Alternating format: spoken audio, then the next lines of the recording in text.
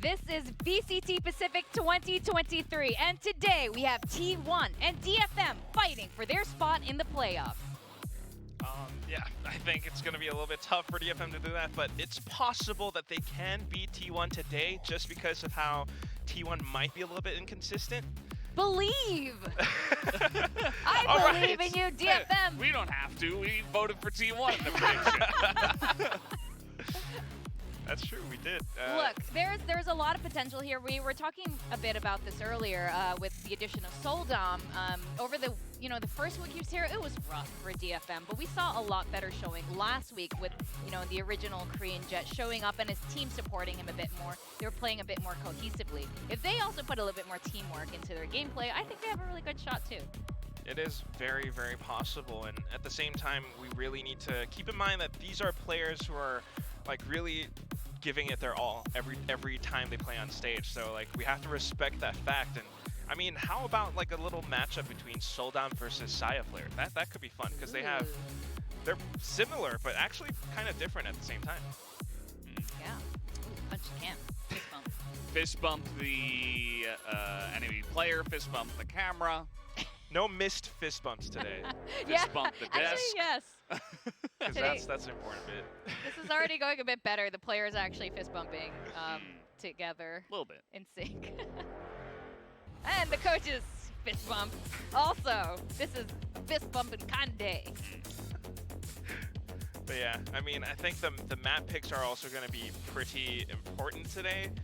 Will we see Bind, do you think? Oh, boy, I mean, so. Japan and Korea teams pick a map that hasn't been played yet in No, I don't think so. That would be my guess. I would be Maybe shocked. the second series. I would be shocked. But you know what? That could be it. If DFM picks Bind, maybe that'll throw T1 off. Yeah, I think Maybe. that's kind of how you want to beat the Korean teams, right? If we're talking about like how structured they are and they always stick to procedures and everything, you just need to go a little bit nuts to just like throw them off. This is our Southeast Asian side speaking. Yes. Like, just go nuts. Because that's what happened against Seda last week Yeah. with Talon. Exactly. Just make it crazy. Yeah, I mean DFM they got 0-2 by Team Secret, but it was closer than the score would let you know. We had overtime. We had even the first map was pretty close. It was like 13-9 or something, 13-10 maybe. So it does feel like slowly but surely Detonation Focus Me is getting better. The only issue is that, of course, we talked about playoffs and the score lines. That's not going to go away, but it all starts with one. I always say this. It all starts with one. Maybe T1 is going to be the one that falls to them. We'll have to wait and see. Haven bans, Bind bans. Okay. Oh, what a surprise. Well, Bind that's banned. But DFM banned it. Unlucky. Yeah, I guess they Very just unlucky. don't Okay, really want T1. to play it just yet. But T1 now picking Lotus. That makes sense. They had some success there on the first couple weeks. They did against Or, Global, but that's the only time that they ever played Lotus. And that's the thing that really sticks out to me. Meanwhile, DFM picking Split now is also kind of a bit of a question mark in my head, honestly. Well, maybe that's their way to throw a wrench into the gears. We do have Pearl banned away. Fracture is going to be left for the last map. You guys will note that Icebox is not here. And What? yeah, got replaced by Bind. No way. I Yeah, did not know that. Yeah, that's what happens. Oh, that's crazy. That is big news. Well, I've got to see Split in this today with DFM picking it. I think we haven't seen the Japan teams pick Split at all. So it's good to finally see Split between Japan and Korea. Yeah, I think that's where DFM actually has a chance because, again, Korean teams haven't really favored Split that much except for perhaps DRX. We have that double controller setup that they always play, but we also have the double controller on Lotus. Soldom is playing Jet. What? It's a big surprise here. These surprises No are freaking way. blowing my He's playing mind. Jet? I know. It's pretty insane. Is he any good on Jet? Killjoy just got nerfed. I thought we weren't going to see this. Oh my god. We actually do have Harbor here alongside of the Viper. In all seriousness, I think this is very, very true to their nature, true to their colors, because we've seen Zenfree with that Paranoia TP combo up on Rock and Rubble, especially towards the A site on Lotus. Meanwhile, on the other side, double control, this is how they control the map, and it's useful for taking tiny bits of space. That's right. Well, I'm looking forward to see the Munchkin plays, if he's going to be a Munch, the nickname when he's performing really well by Valdez. With that, I think the players are ready to kick off. Let's see how this first game goes. We've got Soldam drinking his drink, and at the caster desk today, we got Tasteless and William Cho. Please, gentlemen, take it away. Excellent work at the desk, everyone. We're ready now to go into this best of 3. T1 versus Detonation Focus Me. Obviously, Detonation Focus Me, they've had a lackluster performance so far. Yep. Fingers crossed they're going to do well, but I think it's very likely that T1 could even 2-0 here. Yeah, I mean, I think the big question for today, especially on the side of T1, is a lot of people expect you to win this match, but how convincing is it, right? You got to start to find that consistency. Meanwhile, same thing can be said for DFM. You got to start to show the potential of your improvement. You know, even if it's a long-term project, you need to be on an upwards trajectory. Absolutely. Fingers crossed here for Detonation Focus Me as we go into map 1. And look, we're in the twilight of this phase of the tournament. The results are piling in. But every map and every best of 3 and every week here at VCT Pacific is an opportunity to reinvent and reinvent yourself and your teamwork and try to come out with something better. But again, T1, we had a lot of questions about this team as they entered into week 1 and 2, and I think they've made the proper adjustments. They've improved quite steadily. They are still overshadowed by our other Korean teams such as Chenji and DRX, but I think it's going to be a very uphill battle for our Japanese team. Yeah, and just right off the bat, T1, of course, vying for that A main control. Now, this not only kind of cuts off the map a little bit, but it secures them one of the ult orbs at the very least, right? So oftentimes, you know, that ult orb over on C main is very easy for the attackers to get. So T1 just saying, you know what, let's make sure we don't miss out on all of them. Let's just secure that right away. It's going to go over to Saya player, so going for that econ play early on, looking for an early Blade Storm so they can kind of recover should they fall back on some of that economic damage. Now, one thing I also want to note is T1, now they played Haven last week against RRQ. It was very well done, but I think part of it was they counter-stratted heavily against RRQ, and specifically Elmimore's lurking. And this time around, now that it's a team with Soldam who just pops off on that Jet, I think they want to go to these maps where it's not super Jet heavy. Now, Jet's still good on Lotus, but you have that Harbor this time on T1 that can still try to cut off the map a bit more easily. Okay, we've got some build-up over here towards A. They're probably going to push it in the last 40 seconds to try to come forward. It's a double stack, triple stack over here on A for now. Zeta gets the first drop. Do a bit of a trade. Munchkin fights back. And it's going to be just one and then none as Munchkin gets the last kill onto Anthem. Just a great setup from T1, and again, this is that Harbor coming into play, right? Not only can you use the high tide to really cut the map into pieces that you so choose, but then also using that Cove so that they wouldn't get spammed over from A main. So they only have to focus on the tree side. I mean, really well done by Zeta, and also Zeta and Carbe. Whenever they're able to play together like this, their double teaming has been so good. So a solid first round. I think a very thoughtful one as we started this out here for Detonation Focus Me, trying to really take their time, not overextend, but ultimately they were shut down there. And so it's going to be that very weak round. Let's see if Detonation Focus Me can get creative with their plays here. Saya player takes that first shot and Whiffs backs up. Oh, but he can't get the kill yet. Saya's still alive! Oh, crazy moment there. Munchkin gets the drop on 2. Oh, man. I mean, that was kind of a battle of pride between the Jets, and Soldam did what he could, right? They realized that Saya was waiting there with the Marshal because he spotted on the first jump across. So they purposely used Jet to widen the angle as we see this round kind of finish off. And the idea was, hey, if the Jet's this far out with the Marshal, we can probably get into the site pretty easily. But unfortunately, he can't get the burst right away with the right click, tries to chase up, and then just through the movement, Sai was able to dodge just enough bullets where he can recover. Kind of a crazy start here with Jet flying over and then getting the shot point blank there with the Marshal. Looks like we're not going to capture that moment here in the highlight. But again, an expected victory here for T1. We now go into that bonus round. We're really going to need to see Detonation Focus Me Try to pull through with something, otherwise it looks like what we predicted may start to be unfolding here as we get into the first half. Yeah, absolutely. Now with their weapons, now they kind of had an idea of there was a stinger, right, a marshal on the other side. Ooh! Saya is not one to be slow on the trigger there, but Taka J able to just swing out wide. Gets that early pick. Now, DFM, they don't need to force this, right? They know the harbor is nearby. They know they just took out the jet. That means that there should be some sort of adjustment. DFM waiting to see if anyone pushes out for more information. Now, T1 on the other hand, they have a Killjoy, right? No need to overcompensate for any sort of deaths. They're happy to just take it slow, set up the utility over on B and C. Hey, it looks like we're going to have some noise created here. They haven't actually gone in through there towards A, and they're actually going to loop back around through mid towards B. They have ended up trading out. Taka J has been picked off by Carpe, and the B plant does start. We've got Munchkin ready to try to come in here through the Omen smoke. Killjoy utility going to be set up. They know he's in Shut there. down. Oh! Yep, saw the Nanoswarm getting shot down, so suggests just puts a little bit of pressure onto Munchkin. He gets scratched up quite a bit. Now, T1, yeah, they just need to get picks on the other side, right? Economic damage being done to DFM. It's a very small site, so if they can just keep him trapped in there, or even better, get the kills. Yeah, big moment there. Again, Detonation Focus Me, they need this round so badly. The spike ticks away. They're going to have to pop through smoke here. They've got the Cove as well. Oh, I think they can get this. They're going to clutch it. Beautifully done. The spike diffuses. The third win on the board for T1. Right there. As the snowballing begins. A difficult fourth round now here for Detonation Focus Me. I thought it was at the start a good round in round 3 there. They did manage to get into B, but they weren't able to stabilize it. And especially in the end there with that harbor bubble, they weren't able to stop the diffuse no matter what.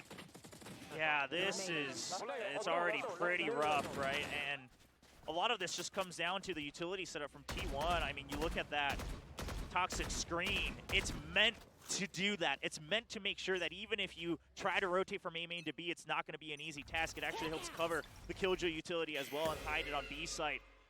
And now the Harbor rotates over to see a good read over on the side of T1. And they do this a lot, right? Whenever they're playing Harbor and Sky, they'll send out this Cascade and then Guiding Light through it, get info, and then rotate over just so they have an idea of how they want to reorganize their default. Yeah, we're going to have a peek now here from Ban. Doesn't see anything just yet, and there is going to be a wraparound right now. Detonation Focus Me back through spawn, quietly coming towards A, but Saya is going to be there to meet them on the end. Yeah, he does have that operator. We have talked about in the past, occasionally, Japanese teams too willing to kind of run the clock here, and almost at times too predictable. A lot of moments coming in the last 40 seconds. This game could certainly be one of them, but that doesn't always give you a lot of time to secure the site. I mean, you want to have rounds that are drawn out and dramatic, and then you need to have rounds that are explosive. Yes. And so, you know, this is already a pretty tricky round for them.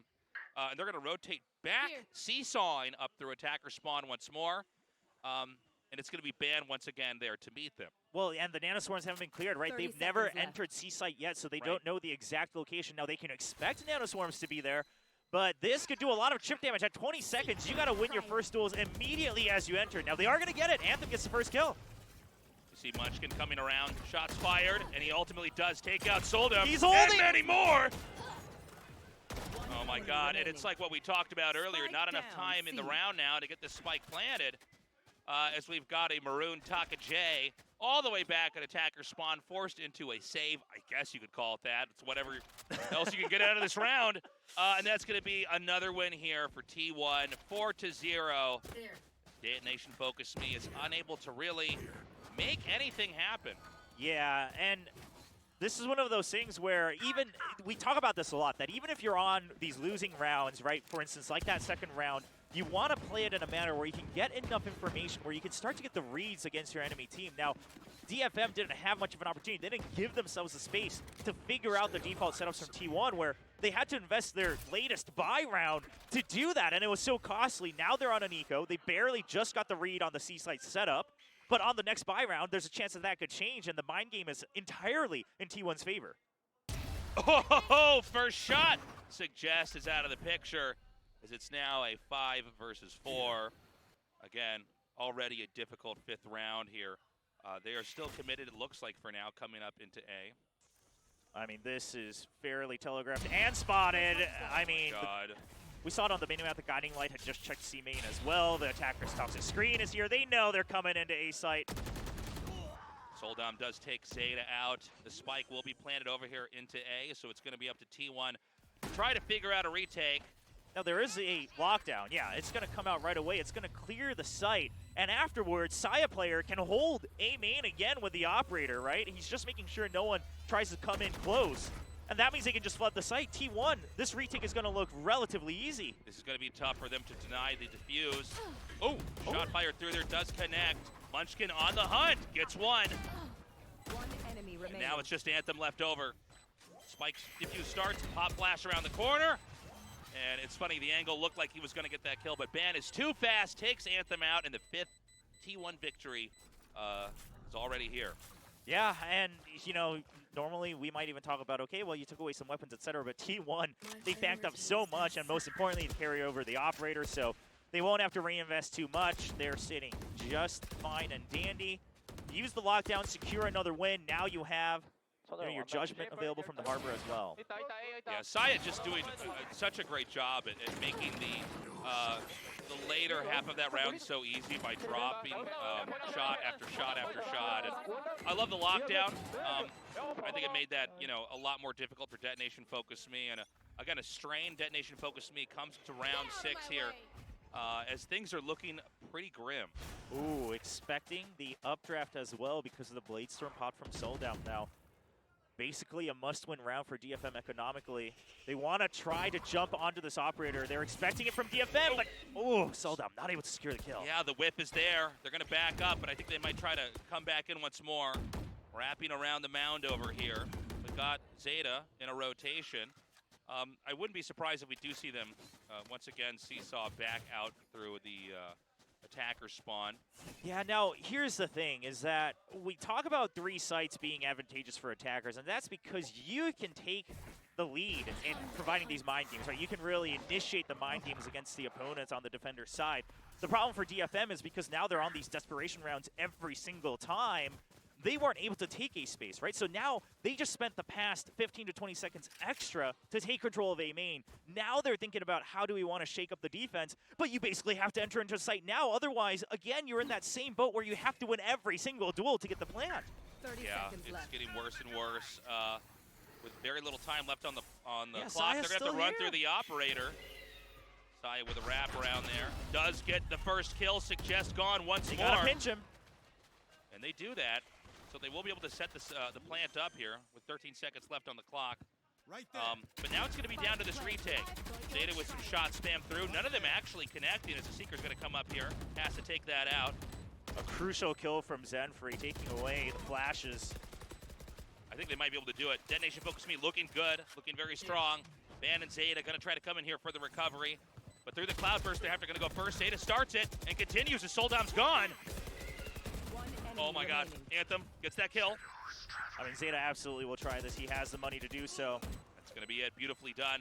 First round here for Detonation Focus Me, a hard-fought round as well, with only 2 rifles going into the 7th round. But again, it's a start. The question is, can they carry this on into anything that's going to be productive? Because we expect Detonation Focus Me to eventually get around somewhere in here in the first half. Yeah, and here's the thing, as we look at these replays unfold, I mean, Zeta, heroic attempt, but if anything, right, this is one of those rounds where Zeta can say, you know, I did the economic damage, right, I took away a couple extra weapons. Now, something to note is, now DFM, they need to remember that T1, they didn't bite on that fake entirely. So they need to understand that they need to start playing the clock a little bit differently. They can't rely on these heroic fakes just to secure, you know, 1 or 2 extra rounds because T1's not moving. The only reason they were able to make it work that time was because you had the From the Shadows from Zenfree, right? To able to pinch onto that operator. Soldem comes forward now. We do have Ban over here on the other side waiting to receive this. Are we going to have the same behaviors as before with Detonation Focus Me, where they're going to be a little bit timid trying to actually push? It seems like no, we're going to have another pull through into B, right up into mid. Right there. Trying Zeta to fires spam. some shots, can't connect it. And the first kill there from Saya as it turns into a trade out. Now 3-3 left over. No plant just yet, but that's coming now. Oh, good interruption. Yeah, the Nanoswarms will buy enough time. Now they still have control of the right side as well on that connection into A site. So the position is as good as it could get with the 3-man setup they have. Gen 3 looking pretty good. Comes around with a second kill onto Munchkin. Banned in hot water right now. Hard to imagine that he could pull this through. A flash comes out, buying more time. And there's just too many angles to cover. That's going to be it. The second win here for Detonation Focus Me, and it's getting better and better. Yes, and this time, if you were looking at the minimap, you'll recognize that this was the way they want to set up. The entire intention was always over on B side. Suggest was always waiting in B main, already ready to pounce whenever they were able to come in through Link. So it was never meant to be an entire A hit. I mean, if it was empty, maybe they would have gone for it. But this is the way that you want to use your time. You want to secure at least one other part of the map. Curious to see if DFM is able to do that again. Right now, the setup, Alarm Bot just looking for an A main push out. So it looks like they've got to take control of B main and C main simultaneously again if they want to have any sort of macro movement. Okay, so just taking a bit of a forward approach to A as well, not giving it up entirely. I like it. Soldam going to come out here with a peek. Munchkin could pop out from the side. Killed my bot. Looks like he's ready any moment to do so. A lot of patience here, but he basically misses any movement through the middle. They know they're on the door side. That's going to obviously be very audible, so that can cue up some attention over there. And are they going to actually wrap back down? This is a funny moment. So they're continuing to snake around back through the attacker side on the map here, maybe in hopes of either going back up through mid or maybe trying to come to A. We do have Saya waiting over here. Obviously no operator this time around. But look at T1, right? They just checked that it's A main, and then they put the Viper's Pit on C as well. They just cleared out B main, the information entirely in the hands of T1. Saya, all he has to do is buy time here on the duel. Saya's gonna be ready, gets one. Perfect shot. Does not get two. Thought he was gonna connect that.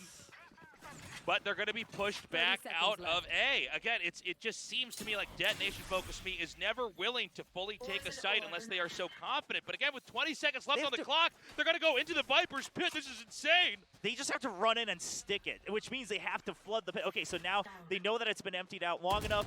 And TakeJ, I like that he takes a forward position. If it wasn't for that, there was no way that this was going to be secured. The lockdown being invested now. Because they were in a rush, the lockdown has to be initiated early. It's not going to buy them enough time against the retake. It's basically a pure 4-on-4. Okay, they're going to invest the pit as well. They just want whatever rounds they can get. Yeah, I mean, this is going to be a very expensive win if they do it. If T1 can shut this down, it's going to be a very starved Detonation Focus Me coming into the future rounds. So far, we haven't had any progress made by T1. They do put a flash inside the Viper's Pit. Another flash. Anthem with a good lurk over there. And is then the favors returned by Carpe. Ooh, nice positioning swap there from DFM. That's it. They're going to ditch it. They're going to try to save those rifles. It's going to be the third round win. And what's been a very hot and cold first half here for both sides. We had 5 wins in a row for T1, and now Detonation Focus Me on the streak with a third for themselves. Yeah, I'm kind of curious as to what the comms must have been like for T1 there. Yeah, I'm not surprised about this timeout. Not only are you losing momentum, but you had the pit up. There was so little time. I mean, if you could have just kept the pit up for a little longer, right? Put down your last snake bite. Could have been the round. He empties it early. It made it look like they communicated that they wanted an entire 5v4 retake, which is fine. I think partially maybe because he expected the lockdown. But the problem is whatever the timing, wasn't in your favor, you're actually caught in the eyes of TakeJ as you're trying to exit the site. That's all props to TakeJ. He knows that he needs to get deep into the site for his team to be able to plant safely.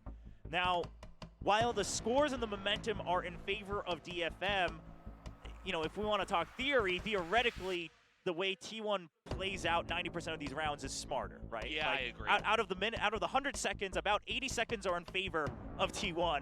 It's just that these last 60 seconds are suddenly coming out in favor of DFM. I would say maybe even the last 30 seconds. So I think what that proves to us is DFM's firepower itself not lacking, right? Right. Their dueling and trading potential not lacking.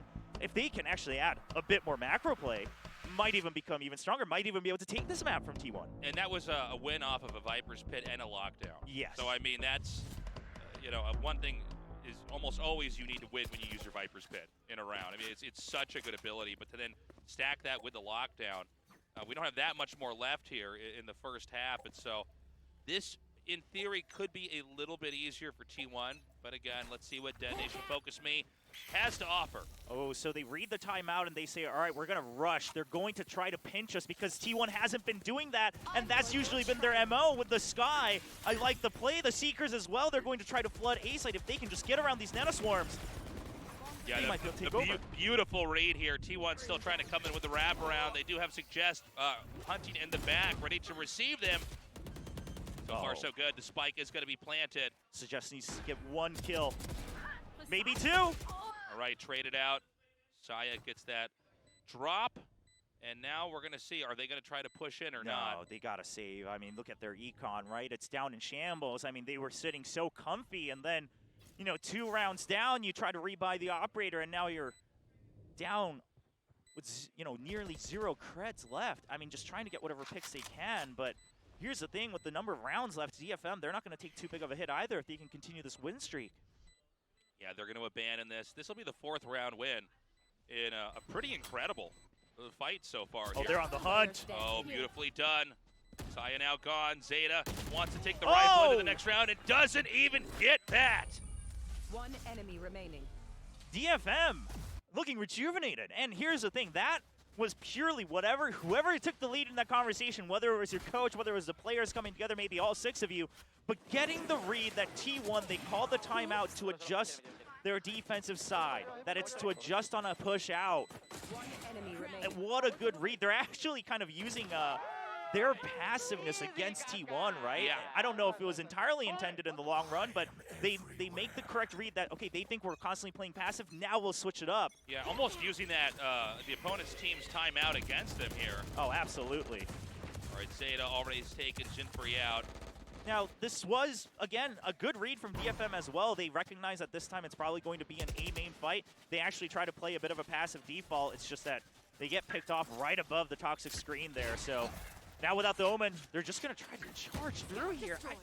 This seems risky. Yeah, you still have time on the clock. Soldam going to come through, up, peeking into B. Ah. Oh, that's funny. I actually had that happen to me like 3 times in a row yesterday in my games. They're getting pushed right back out. We're going to hang back behind the mound. Now, we should point out Zeta is going to be here if A is going to be the target. We have seen a couple loop-de-loops done from Detonation Focus Me with going into B, back out kind of near C, and then either coming up towards mid or even going into A. Now, Zeta has enough util to buy time, right? I mean,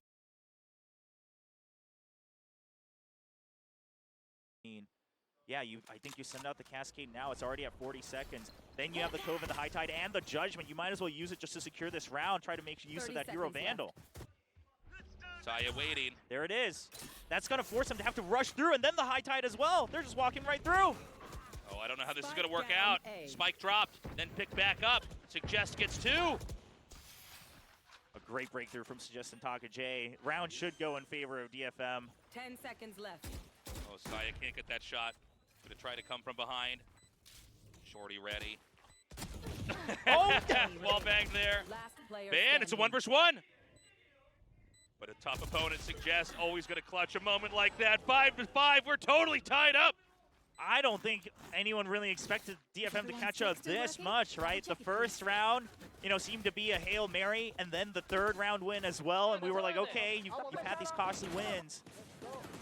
But then, to string it together like this.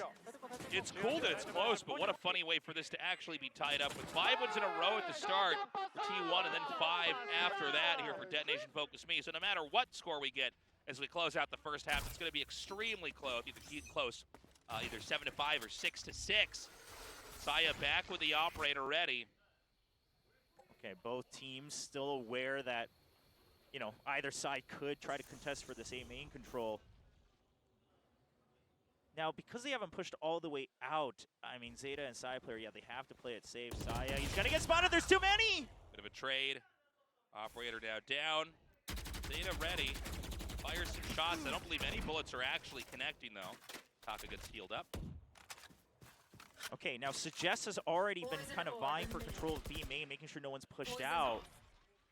I don't know if that Alarm bot was taken out by Suggest over on B, but we'll take a look. Either way, Suggest has opened the possibility of a B site hit, and which is why Munchkin, he's holding close. They have a lockdown as well on T1. They can buy time if they suspect it, and which is, I think, why DFM also not making any noise coming in. Munchkin reads through this. Munchkin's going to be ready, but he can't take out a single one. Just a bit of damage dealt there. And they're going to go for a B plant, and this is going to be an extremely difficult, if not impossible, recovery here for T1. Now they... Well, they need a plant still. Yeah, they were expecting that, you know, people might try to just push through right off of the pit. Beautifully done there. Oh, hold on. Zeta beginning to clutch this. He gets 3. Just Suggest left. And then there's none. The spike will be defused, and just a miraculous set of shots there. Well, oh man, unfortunate, because here's what happened. Is that you had, I believe it was Anthem with the shorty. He gets the kill next to the wall, but whoever was behind him, they actually end up being lined up unintentionally as Zeta just tried to spray on the trade against Anthem, gets 2 for free. Beautifully done here. I thought for sure this was going to be the 6th round win. Oh, it's Takajay, yeah. Zeta just gets Takajay and Anthem. That Suggest just back over here. That was the closing kill. Beautiful round. T1 viewing party over here. Yeah. So cool to see these viewing parties for each of the teams and the hype behind them. Yeah, and all of them, their kind of own HQ buildings as well, for the Korean teams at least. Of course, you know, some of the Japanese and Southeast Asian teams as well, sometimes with rented venues. You gotta back up. He does get pinged. Oh my god, this is crazy! How? Nobody's thrown a knife How yet. is he still alive? I can't believe this. All right, suddenly Zeta has just killed 3. Well, we were watching those Jets run around. We were just as lost as both I of don't them. know. I mean, I'm like, there's a lot of gray on the screen. Wow. Well, I mean, T1 comes to the rescue. Saya and Soldom both, their movements are so good with the Jets just to stay alive, right, just to try to catch up. And I think one of the things that we're noticing here is Saya is very well aware that Soldom's not the type of Jet to back off of a duel. And so Saya plays actually a lot safer than sometimes we've seen him do when he's up against some of these other Jets. Well, this is a tough round. Obviously, you know, there's no reason to save. It's the 12th round here, so they're going to try to make something work, but it's a huge gauntlet of utility you're going to have to try to navigate to even get into A. And the smoke's going to... Oh, he almost got it. It looked like he, yeah. That was a funny moment. 30 seconds left. Spike in hand here. Man, 33 HP. You see that shot, as soon as he hears the gunfire, he just goes for the timing shot on whatever he's memorized in terms of the line of sight. I mean, that's the type of focus you want in your main opper. So that's going to be the 7th win. We're done with the first half. But T1 with a great play. But ultimately, I'm almost more surprised by anything else in this entire first game is this crazy streak that Detonation Focus Me had. They really were able to string together enough wins that this is suddenly surprisingly close. I mean, if Detonation Focus Me can have a good first couple rounds and they can play that well like we've already seen here in the first half, the later part of the first half, I should say, I think there's a real shot here. Yeah, and I think my big, you know, focus is on actually Zenfree, not because he's the one who needs to get the kills or anything, but because he's kind of the big difference maker in terms of Asian composition, right? You've got that Omen instead of the Harbor. Now, that means that you need to be more aggressive to make use of your utility to take control of the map. You can't just sit back with the Cascades just to deny map control. You actually have to take it with your own 2 hands. And here's the thing, when it came down to these 2v2, 3v3 skirmishes, T1 was constantly coming out on top. The only way that DFM was getting these early kills was when they were able to swarm or get some early picks, 1v1. And they're going to have to figure out kind of what's T1's attacking default here. What side of the map do they favor? Curious to see what kind of discussion happens in this halftime as they switch sides. Now, score-wise, T1 absolutely in the advantage, right? It's a 3-site map, and also the orbs are very attacker-heavy. And they already got 7 rounds on the defense. If they can win the pistol, T1, they should be able to play a very comfortable second half. Yeah, great match so far. And I'll tell you what, William, I'm really relieved to see this. I was a little bit worried that this was just going to be one team dumpstering the other. And, you know, T1, it's going to be business as usual. But to see Detonation Focus Me evolve and improve and adapt and I think show a really great match so far here That's exciting. You got to look forward to that. And let's see what they can do in the second half. I think if they can have, tighten up their play just a little bit, just by a few percentage points, I think T1 could end up losing this. We have a Japanese fan, it looks like, cheering for T1 next to That's their so friend funny. who's cheering for DFM. So, I mean, listen, you may have your favorite teams, and sometimes those can cross borders, right? Nobody says you have to necessarily only cheer for the team that's from your own country or region, although, maybe once you go to the international tournaments, maybe they would appreciate that support. But for now, you Yeah, can no, cheer. this is nice. I like this, seeing all these fans from all over the world showing up. And it's so cool that we now have all these teams here in Asia competing against each other. This has been a great few weeks, and it's going to get better in the next few we have to come. Right now, a very close match here for T1 versus DFM. T1 now with the spike, ready to try to plant. We're now focused down towards A. A heavy Wow. mid-stack over here for Detonation Focus Me. So Munchkin just goes for the Sheriff. 0 util. Yeah, Just going to hold that, flank. T1, they're so good in these pistol rounds. But hold on, Anthem and Soldom have something to say Whoa! about that. One enemy remaining. That Oh was my God, beautifully done. Anthem. Stays alive the entire time, goes for every single trade, cleans out the round. I mean, well played by him, really utilizing that choke point against, T1. They had to be able to actually flood B-Link there, or A-Link rather, to be able to win this fight. And Okay, that was a crazy back and forth there. Anthem really clutching that at the very end. And it was like what we were talking about literally just a couple minutes ago, William, is that if they can have a little bit of a better start here, well, who's to say they can't actually pull ahead? I think it's going to still be a bit of a back and forth, at least score-wise. I know that the first half was like, we're going to get almost all of our wins at once, and then it's going to be your turn to get all your wins. But a very exciting start, and again, a very tough round here for T1 as Detonation Rocket Focus J. Me might be able to tie it up. okay, so he was scratched up, which is why I was worried. I mean, I think Saya had the read as well, that he was just going to no-scope close range. But the Poison Cloud actually coming up just in time. Take J really utilizing his own utility to his advantage. He's going to get healed up as well. Now, but here's the difference, right? T1, they're trying to target these other sites to figure out what is your setup on the other parts of the map, right? We already saw you use the Paranoia to get control of A main once again. We'll let that be. Now they've gained a little bit more information of, okay, the turret's over on B, the Viper's been setting up this way on C, we got the ult orb.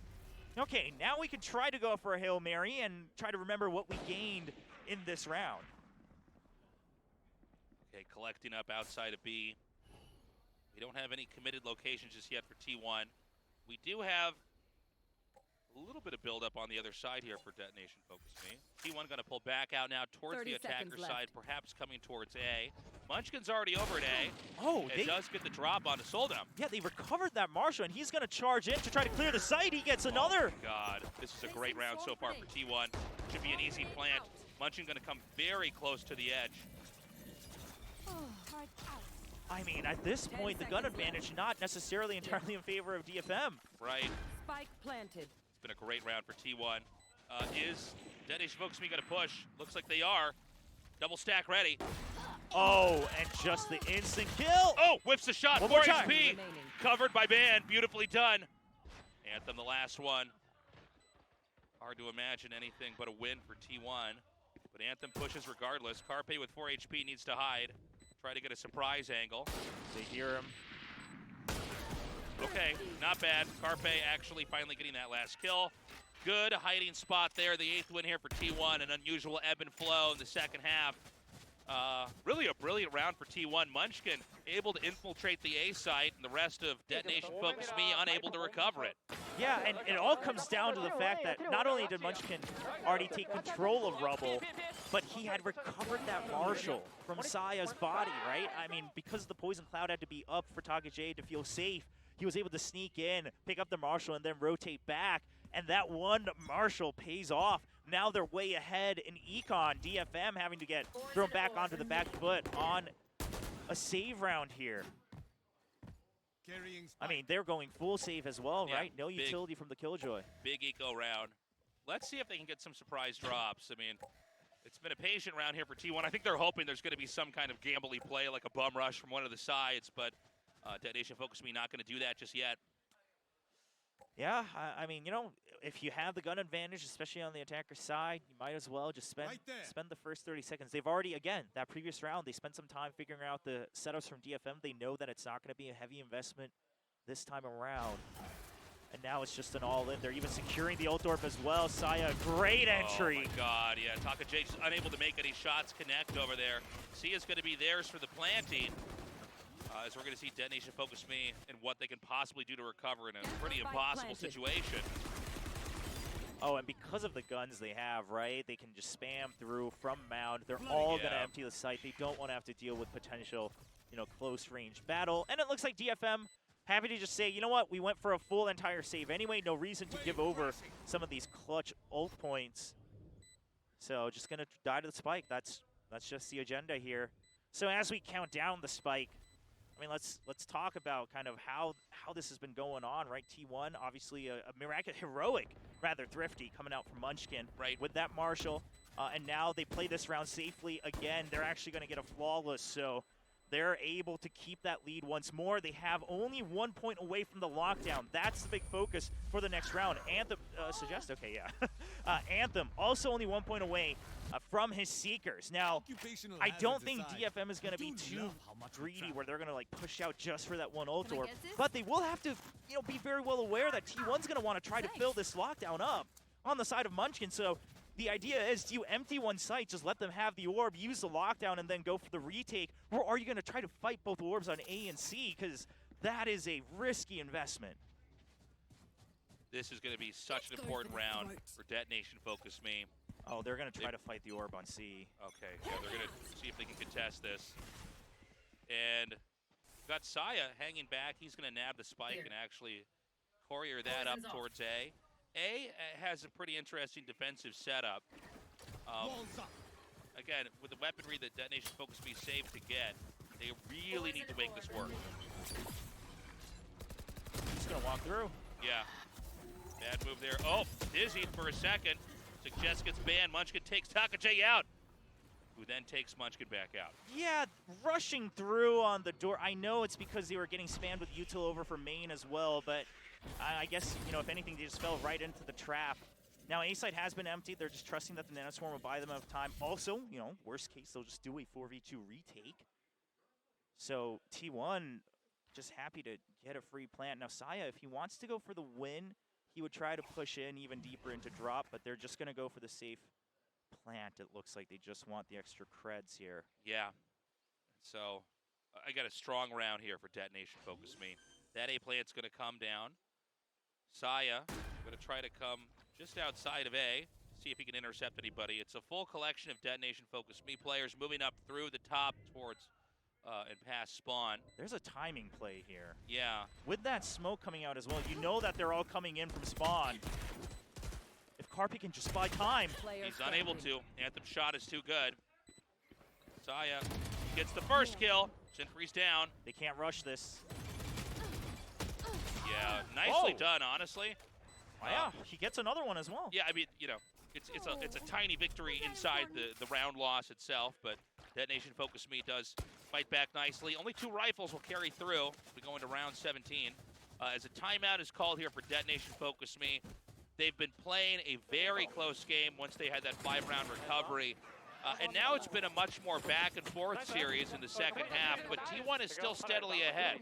This very well, if T1 can be as consistent as they've been so far, and with like a 13-11 score. So what Detonation focus me needs to do is tighten it up, get that extra round or two, and either catch up and get a lead, or otherwise go to overtime, I guess. Yeah, and I'm curious, right, because DFM right now, they're kind of in a similar boat in that they haven't really been able to get any solid map control from the defensive side, which again, on Lotus is very, very difficult to do. I mean, there's a reason that, you know, pretty much anyone and everybody that's ever played a map of Lotus will agree that it's attacker-sided, right? The orbs are attacker-favored. The map itself is attacker-favored. And so you have to invest so much. Now, whether it's the C site or the A site or C main or A main, you have to dump so much. You have to use the paranoia at the very least. That's already, you know, a 250 credit, one single use ability.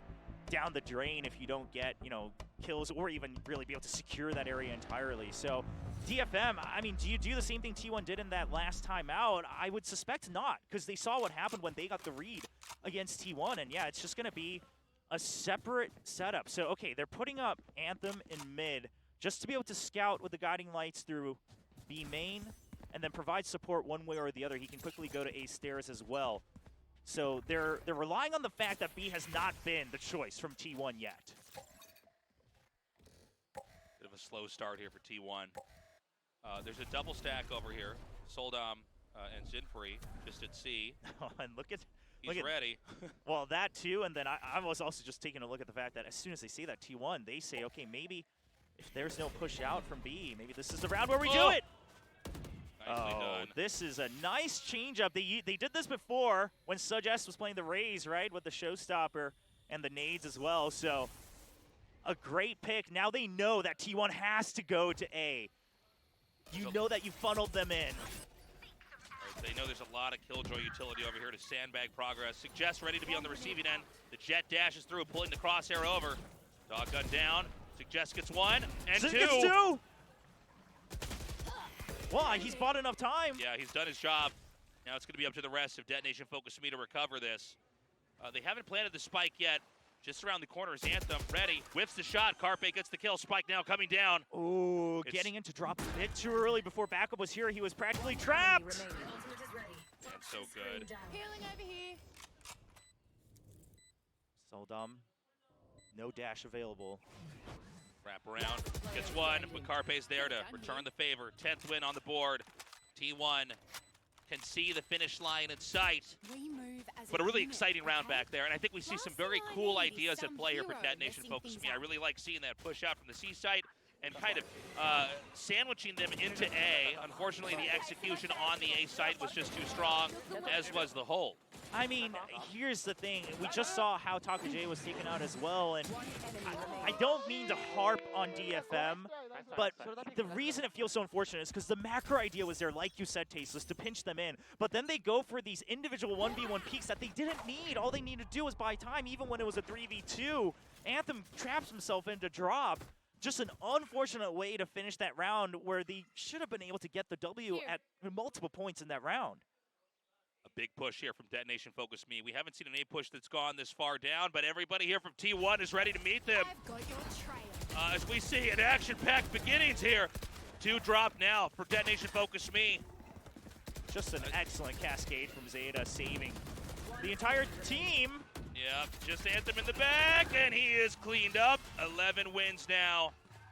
Detonation Focus Me, they need that energy that they had in the first round. They need to get those 5 rounds in a row now. It is looking dire. T1, obviously we expect them to win that round, but it's getting a little bit painful here for Detonation Focus Me. Okay, well, they buy that operator finally, right? So this is the round. I mean, not just because of the score, but also because of the investment. You have the operator, you have lockdown, you have Viper's Pit. You have so many ways to buy time and force a rotate to the other side of the map. Now, operator alongside the Viper. So most likely just if they get a spot, they're going to use the Pit to secure this site or eventually just to allow Soldom to rotate. An early snake bite as well. He's actually just going to plant Soldom there. Soldom all alone. Cascade. Oh, great shot. Soldom starts it with an escape back to C, ready for shot number 2 to come forward. T1 unrelents. Taka J trying to buy time with the snake bite. He's got to put the pit up. He's got to delay this. Viper's Pit's up. Soldom.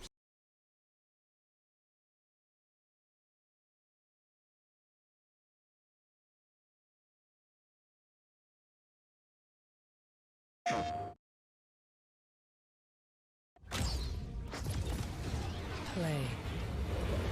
It takes us to new places we've never been. Where will play take you? PlayStation.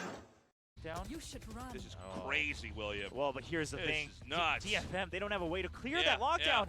And time-wise, if you wait for this, there's really not a good way to say this. You're going to run out of time. You have to go through a Viper's Pit as well. Right there. You have to flood it.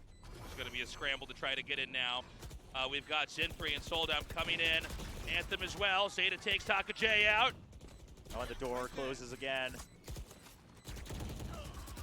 shot from the back over there. It's a 2v2. 2v2. They Not need much to get time on the left to spike. defuse the spike.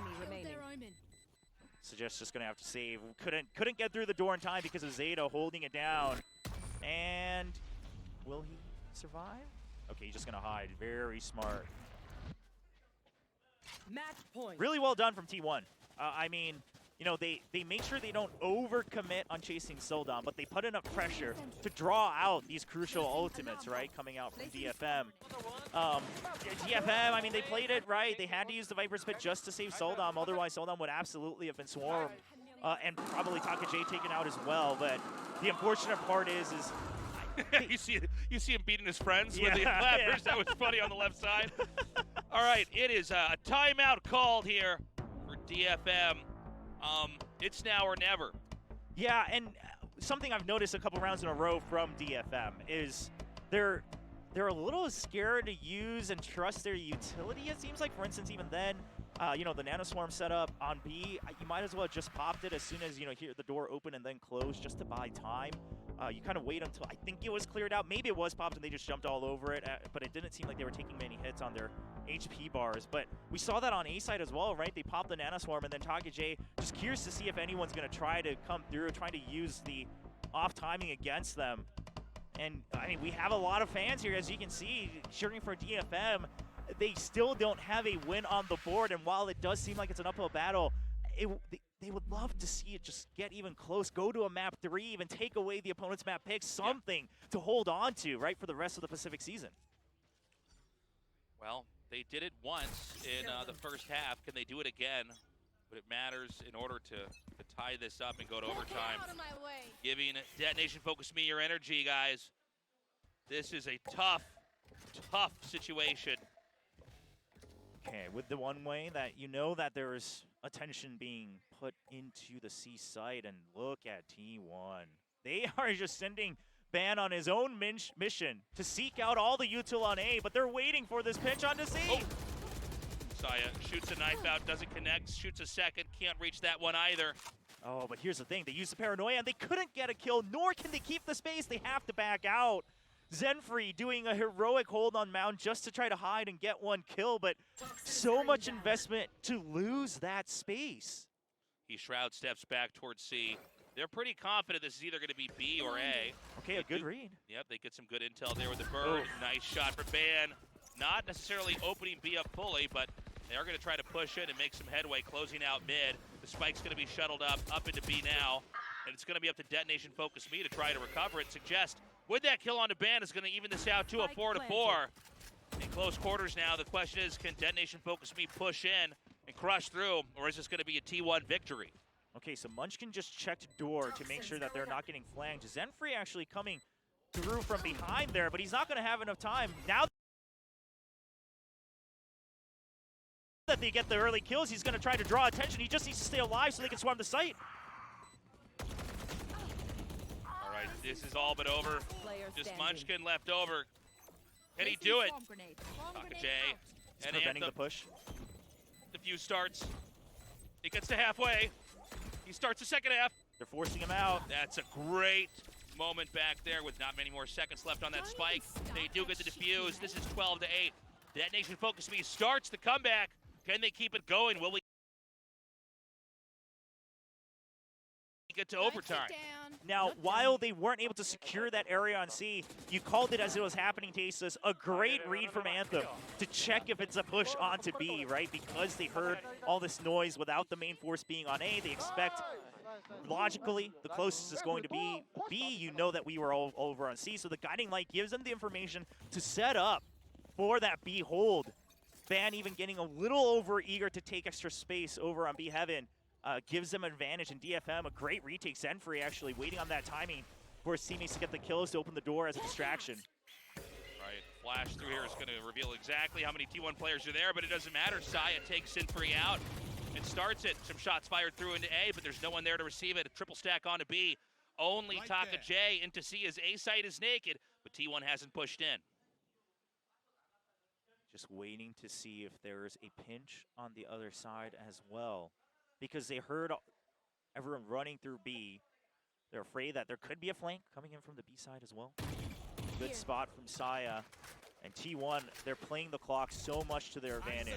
All right, here we go. The creep into A begins. And nice flash over there onto the sky. Saya gets one, Anthem takes Zeta out. Anthem? Anthem gets 3, Suggest clutching that as well. There's one player that could do it, maybe it'd be Munchkin, but this is a tall order even for him. Spike is dropped, by the way. Okay, so Anthem purposely makes noise as well to go into tree just to draw out Munchkin. They know he's still in A main. You've got Suggest up top. You've got Taka J watching stairs. No reason for anyone to peek out aggressively. Look at the angles they're holding. They're all ready to trade for each other. What do you think? Should he try to save? I mean, listen, There's no reason to try to come out. I mean, he's going to get pinched no matter what, but... You only have 100 credits yourself, right? The rest of your team can try to go for some form of a buy here. If you want, I mean, you have enough rounds where you could go for the Hero Vandal play. But also your position, that's the biggest thing, is your position is so disadvantageous where you didn't have the spike. They already have control of the site. And a great hold from Anthem. Here's the thing, I was about to call out that he got stunned by the judgment. He was the only one who wasn't able to dodge around it too much because of the limited space on A. He still gets 3 kills. Bit of a smoke miss there. Yeah, an unfortunate setup, but really Anthem, I mean, just with the spray down kills, beautifully done. I thought for sure that was probably going to be the 13th victory there for T1, but a clutch moment. And the dream is still alive here for Detonation Focus Me. Well, DFM, they're starting to play their defense a lot better. I mean, yes, Zenfrey, he tries to go for another risky play in that previous round, but at the end of the day, the way they're adjusting mid-round after the first battles, right, has been much improved. And in fact, in some ways, not that this is a stat to boast about, but the fact that you're winning these 4v5s is quite impressive on the side of DFM, and it really goes to show that they're starting to get a better read on T1's mid-rounding now to throw a wrench into the plans of DFM. Munchkin has been planted deep into C. Now, early Seekers from Anthem, just because of all that noise, it's not going to give them enough info. Blinded. Oh, they know. Right there. It was popped purposely behind that box. They know he has to be either behind the box or right at the entrance to the site. Soldam's going to go for a rotation here, and then he's going to lean back into it, actually. It backfires as Carpe gets that kill. And this is going to make a lot of ambiguity about what's happening at mid here. Sinfree knows that nobody's actually pushed to B just yet, but it's still not clear. Is it going to be B? Or sorry, C or A? Well, it is in fact going to be C coming forward here. Trying. Turret eating a couple shots as well. 30 seconds left. Oh my God, some crazy moments here. Zeta takes Anthem out. Sinfree with a little rotation now. C site has 20 seconds left to plant. They get the bubble up, so there's no way to deny Zeta from getting that spike planted. Yeah, even though he's going to have to do it twice. Yeah, but Zeta's weak. Oh, banned! Oh my God, he's so low. There it is, Ban with a double kill. 13-9 is how the first game ends. T1 victorious, at least so far in this best of 3. GG to T1. Now, I don't think they're going to be too satisfied with how that went. And this isn't to take away from DFM. I think a lot of it was off the back of DFM starting to get better reads on T1's mid-rounding. However, T1, they're a team that everyone's been praising about their potential. The fact that you can get, kind of read through partway through each half is not a promising sign for the players themselves, right? They have higher goals that they want to reach, but at the end of the day, they are still able to close it out. Not in a completely one-sided fashion, but not in a worrisome fashion either. 13-9, not a score to be too concerned about. It was their map pick. Yeah, I guess the bigger concern right now for Detonation Focus Me is just, if they're going to make any progress in this tournament, they basically had to win every single map from here on out. Even then, it's not a guaranteed possibility, right? It is nice to see them, I think, improve in real time, to see them recover, especially when they were in dire straits after the I believe it was the 5th round victory for T1 in a row. They did play a very impressive later half of that, but ultimately it was T1 who came out on top. And we got to see what adjustments Detonation Focus Me can make going into map number 2. Yeah, split, I believe. I mean, their calls have been a lot better, right? I will say it's still relatively one-dimensional compared to some of the top teams in each region. However, the set plays have been good. The trading has been a lot cleaner. And again, the mid-rounding, the way they're positioning themselves in a lot of these rounds has looked a lot better than their previous matches, which is why they were able to still try to claw back into this Lotus map. And this fan saying, it's tough being a T1 fan. Now they add that it's because they're so beautiful, but I think it's also probably because they're always on the verge of a heart attack here. Yeah, well, there's been a lot of nail-biter games, and honestly, nail-biter games, I mean, they're cool to watch, but at the same time, if you're really going to be improving and dominating, you want to have more one-sided games. You want to really have your boot on their neck, and T1 has been having to fight for every victory they've achieved so far. And it says we don't know what's written here. Well, but that's just written in Korean just to make fun of all the fans, both that can read Korean and not. They can't. Well, here's the thing. DFM now, they picked Split in the next map. So, I mean, this is, I think, a map where they could really shake up T1. T1 relies heavily on getting this early info, going for these rotates to go for these larger macro plays. Curious to see if T1's prepped against the potential chaos that DFM brings here. That's true, but it's also a very wide map. We know that Detonation Focus Me likes to seesaw a lot. They like to try to go to A and then back to B, and you don't have a lot of opportunities to do that too often. We had a lot of last-second plants there for Detonation Focus Me as well. Maybe if we've got T1 with just some solid play in general, I think they could take it. Yeah, again, I mean, T1's favored. There's no doubt about that. But the big question is what does DFM bring? You know, what kind of prep do they have here on Split? All right, guys, we're going to go to a break. We come back, we're going to be going to the desk, and then map 2 in this best of 3. We'll be right back.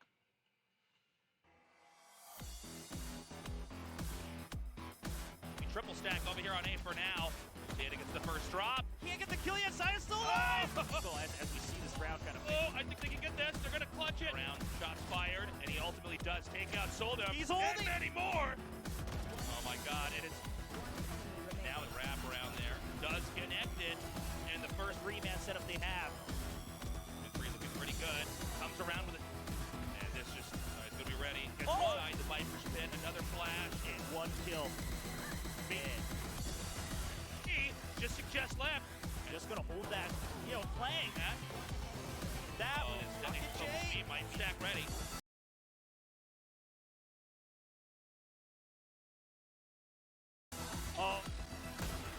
Okay. Just gonna walk through. Saya gets the first. They're over. Shotgun down. Just gets 1 and 2. Is practically trapped. As we see an action-packed beginnings here. Oh, Spike. Use a spike. Good intel there.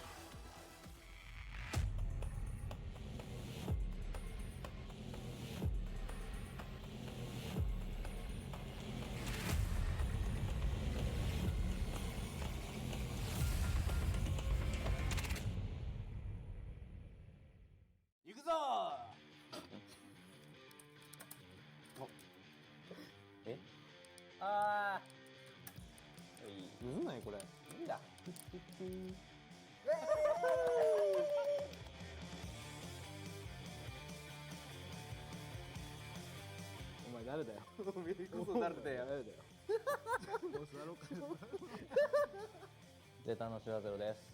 ゼータのバースです。ゼータじゃない方の竹 J です。どういうこと？ DFM のアンセムです。VCT リーグで、日本代表としてプレーすることはどんな意味がありますか？志賀さんどう思います？特にない。特にない。俺もない。なんもない。アンセムは？でもめっちゃ嬉しいことはあるじゃないですか。何？ある？何？ない。日本の誇りもなんもないらしいです。ゼータは。俺たちあるもんね。いや、言うとまあ嬉しいことでもあり、頑張らなきゃいけないなとは思うよね。頑張らなきゃいけないなしかないよね。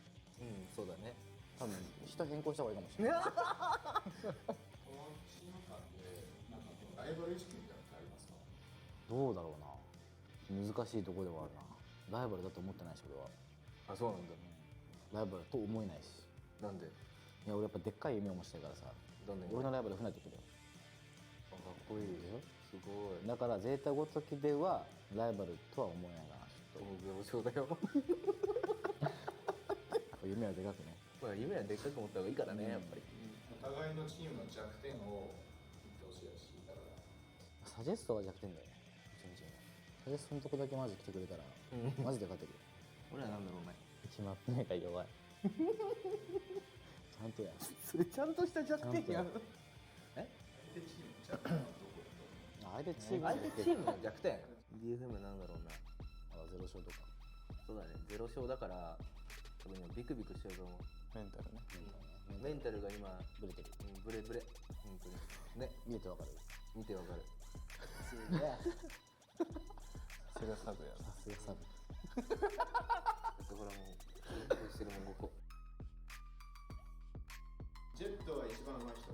それだもん。ゲップ。ゲップ。それだね。オペレーターが一番上手い人。ラズ。ゲップ。ラズ。ラズさん。一番僕が上手い人。俺。シュガー。シュガー。シュガーゼロさん。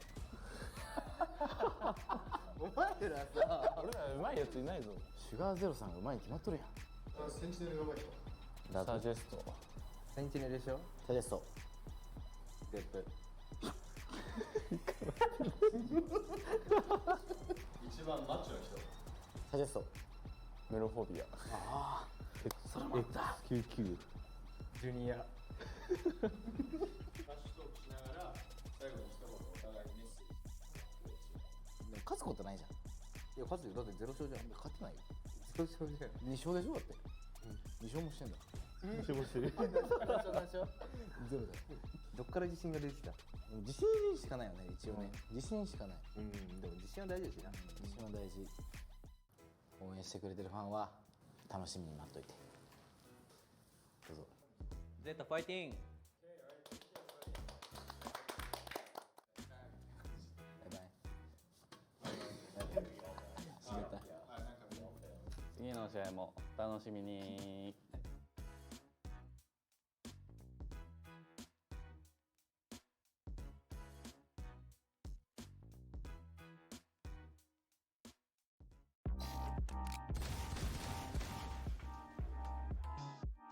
OK。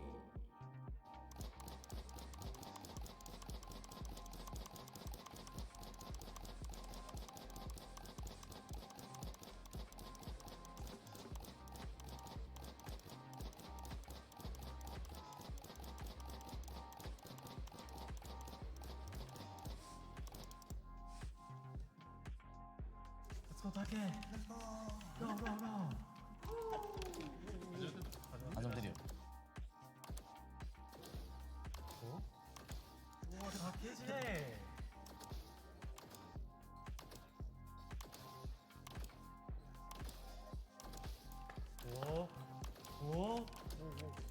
面白すぎる。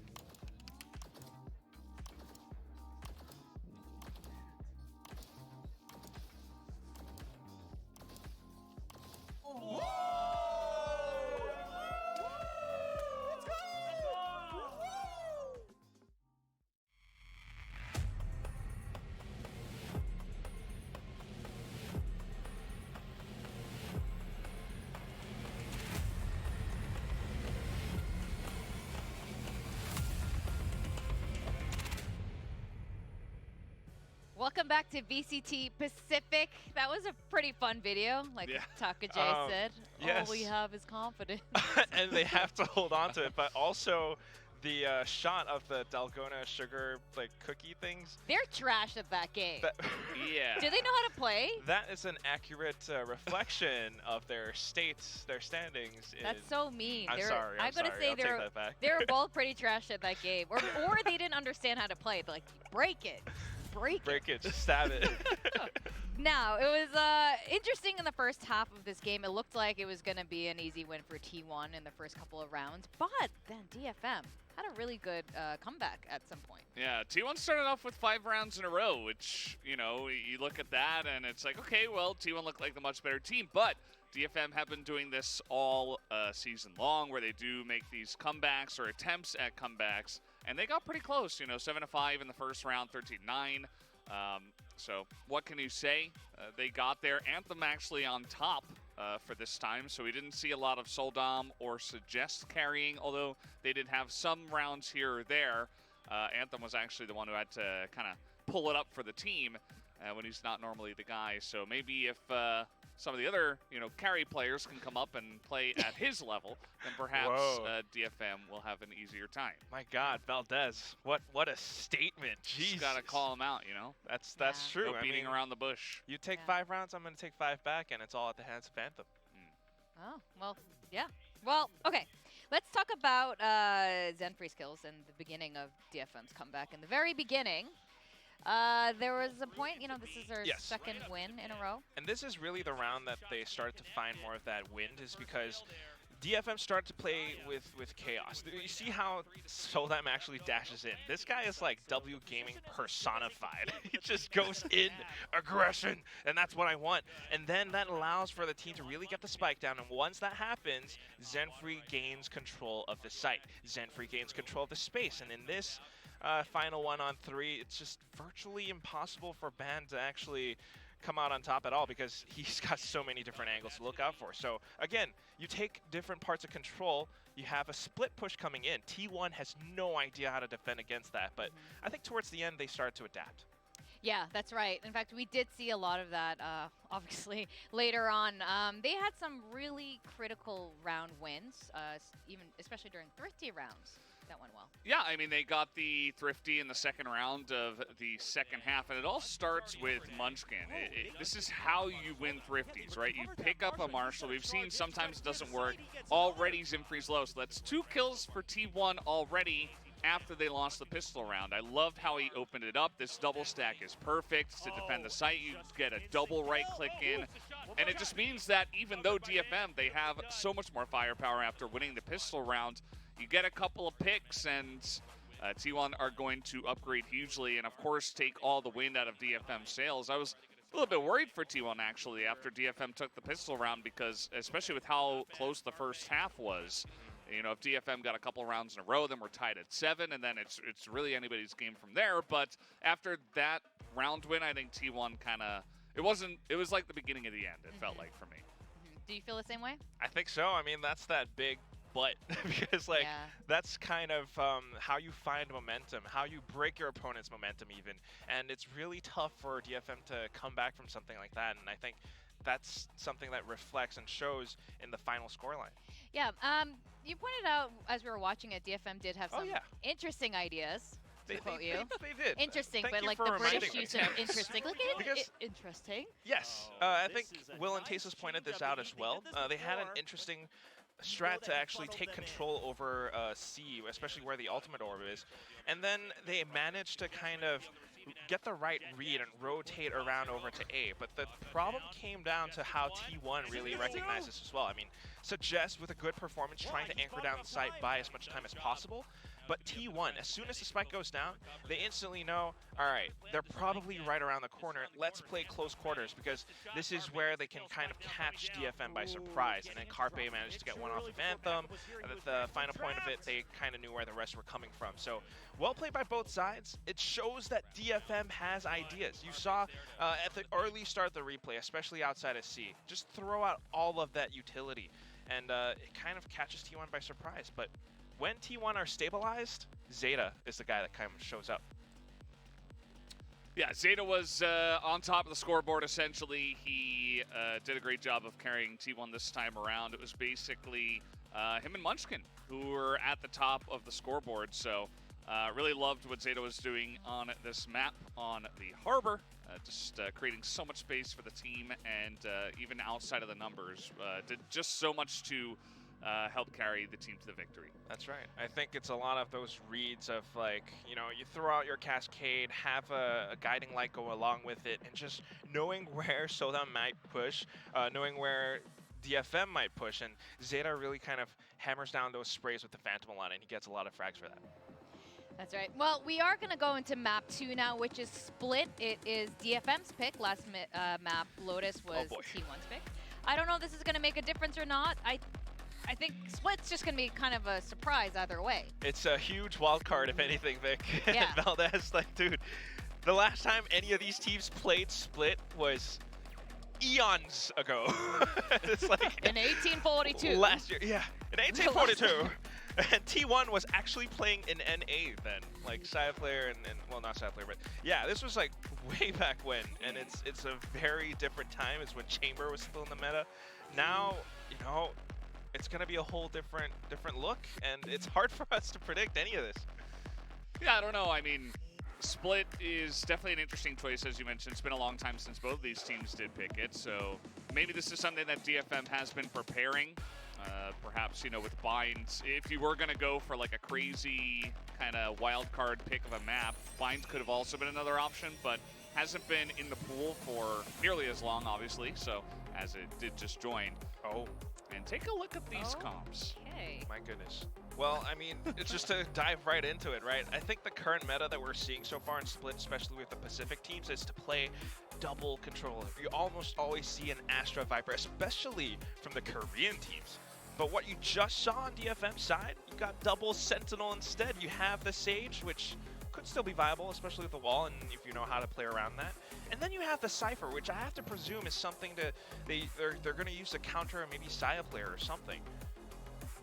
That's right. I mean, and unlike our game earlier, Cypher will not have 3 ults.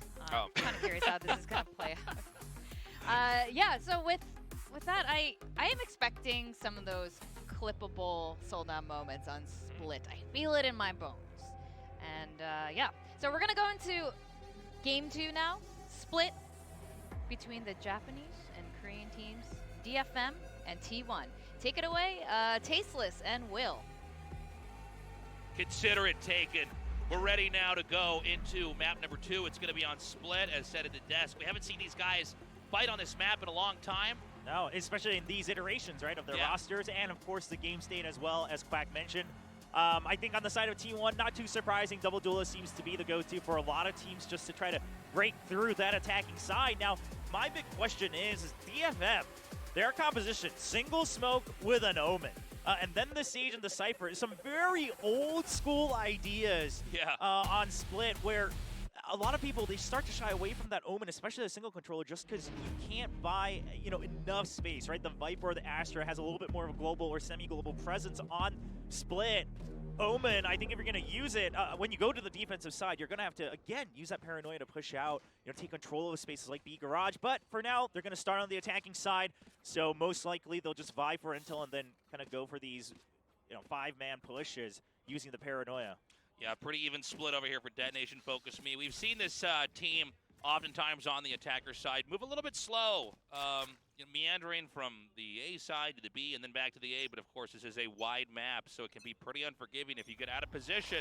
And the spikes in transit as we get into the later part of any round, they're going to have to try to commit and make sure that that spike can actually get in there so they can get that round win.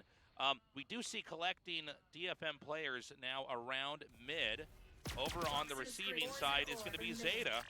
Okay, so they're actually, DFM is playing this early part very well, right? They read that the Toxins will end soon, so they put up a smoke to draw out extra Uto. They just drew out a Snake Bite and the Pain Shells, and then the Toxins have to recharge. So they've gained a lot in the first couple seconds. Now, if T1, okay, well, they are going to push out. Oh my god, whiff shots on both sides. Bandas managed to get back.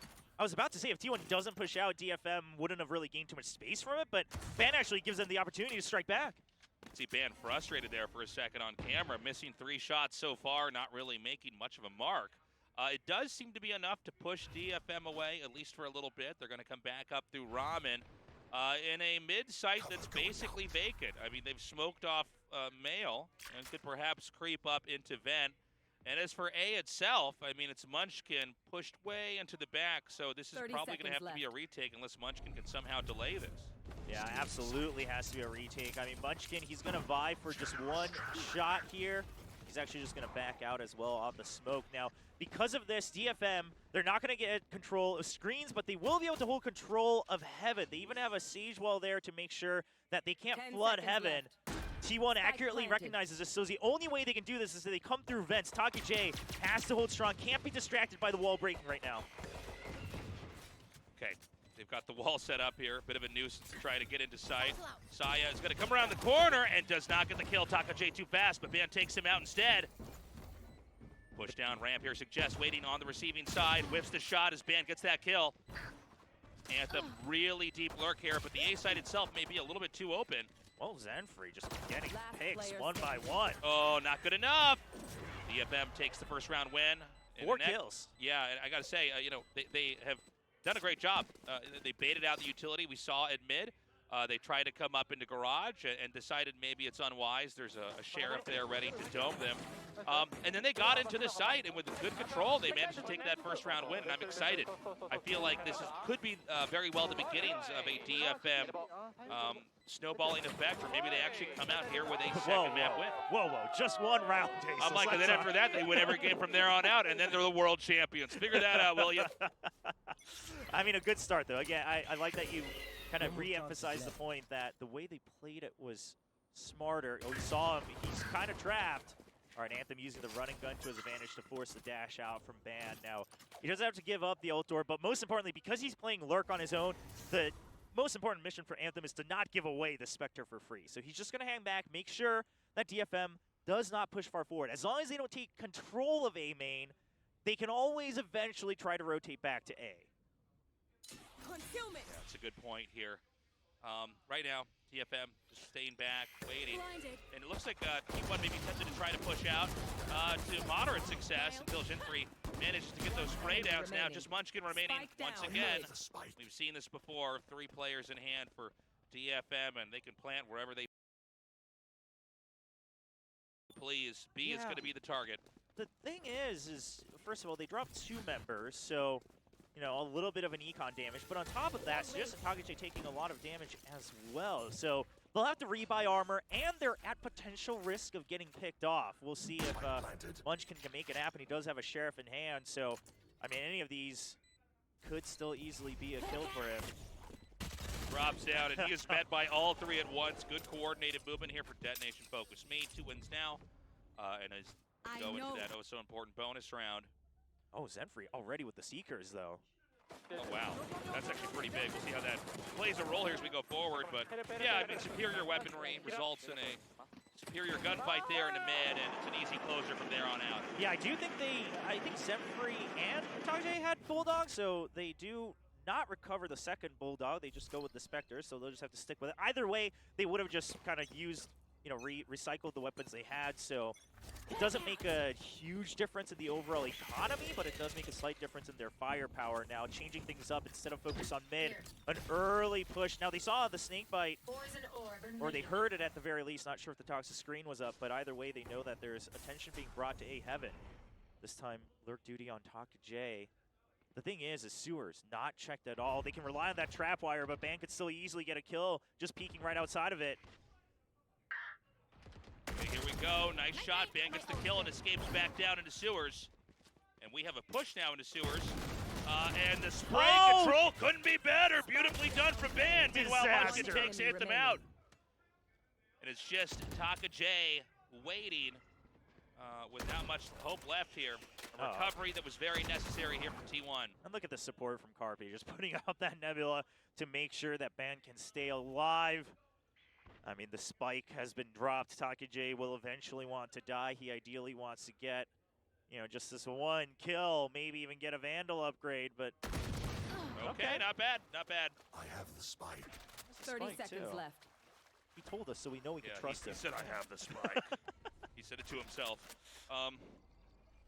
And I guess you could try to come up here to B. I mean, this isn't a bad idea. Here's the thing. Try to get as much out of this round as you possibly can, you know? Yeah, so because he picked up the Vandal, in some worlds, maybe he considers saving, but because his armor already took a hit anyway, you're already primed to buy the next round. I think you try to do whatever extra damage you can. Tries to draw him out. Okay, he's even going to get the plant bonus. This is... And then he's going to keep the Vandal. Yeah. Oh, beautifully done. Yeah, beautifully I mean, the plant will still go down, and the thing is he hits the Vandal. This is the ideal scenario. Because of that Vandal upgrade, they actually do get a bit of an advantage, right? If it was only 2 weapons dropped on the other side, you would say, yeah, you know, it evens out, whatever. But making use of whatever was possible here from Takage, just good focus to the very end. And again, this is where we say, even if it's a round you're supposed to lose, you got to lose it wisely. You got to gain whatever you can, and Takage makes it happen. T1 hungry now to try to tie this up. 2-2 is racing up here towards A. Excuse me, DFM up here towards A. And now we have the shot. The dog detecting exactly how many players are present. The bird confirms as Munchkin going to hop back up here to the corner of A. Now, and mid is totally cleared here by T1. Yeah, now DFM, they didn't leave anyone in the lurk, so they've already full committed to A. They know it's a race against wait, whoa. What? That was crazy. That looked so funny. He actually did get that last bullet to connect onto the head, getting 1 kill, softening the push from Detonation. Detonation's not in a good space right now, Tasteless, because here's the thing, yeah, you can't rotate to mid without any information. You have to flip the site, but so much time has been spent! Soldom barely staying alive. So many shots received over there. They do have Taka J here with a lurk up in heaven. The spike is going to be planted just behind the pillar. Man comes around, whiffs a couple shots, and Anthem gets him. Oh, crucial. Ban, if he had gotten that kill, it was an easy retake here, but now that they know they have to clear ramp as well, Taka J's still alive on heaven. Okay, Shroud steps just beside the wall. Taka J, I think they have no idea where he is, and he gets 1. Enemy remaining. Oh, Dude, this is beautiful. Yeah, this retake is over. I mean, everyone's quite weak, but wow, what a play. And here's the thing is, even if Ban had gotten the kill, it wasn't a guarantee, but it would have made it a lot easier, right? Because Ban would have gotten the crossfire, he would have picked up the weapon off of the Blade Storm. All things considered, I mean, he was correctly waiting too. Here's the thing. The decision to wait for Anthem to come back out of sight was very smart. You knew eventually he was going to do that anyway. Just not able to secure the kill. It was so confusing up in heaven there from Taka. I loved it. I love what he did back there. And again, we're seeing Split so far look very strong here for Detonation. Okay, now going for a bit of a spread default again. They know that the opponents are on shorter weaponry. They're actually just they're gonna force a fake on the opponent's eco round. Yeah, and this is gonna be a free B side take. They've got the Cypher coming forward. Anthem gonna creep into B, but with the Omen ulti, he gets to confirm that they're gonna come in there.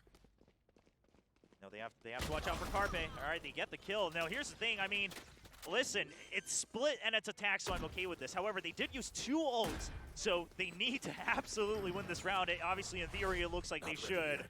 It looks like T1 perhaps just gonna try to die to the spike as well. They know they've already given it up. No, they're just gonna clear whatever they can. Okay, peek into mid. Nobody's there. Right now, it's a big camping setup over here at Garage. It's going to be very difficult for T1 with the guns they're using to get anything done over here.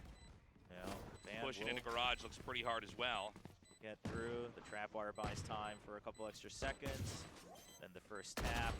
They check that no one's there. Nicely done by Taka. Oh, yeah, Taka J! Dude, how many kills does he have? This is crazy.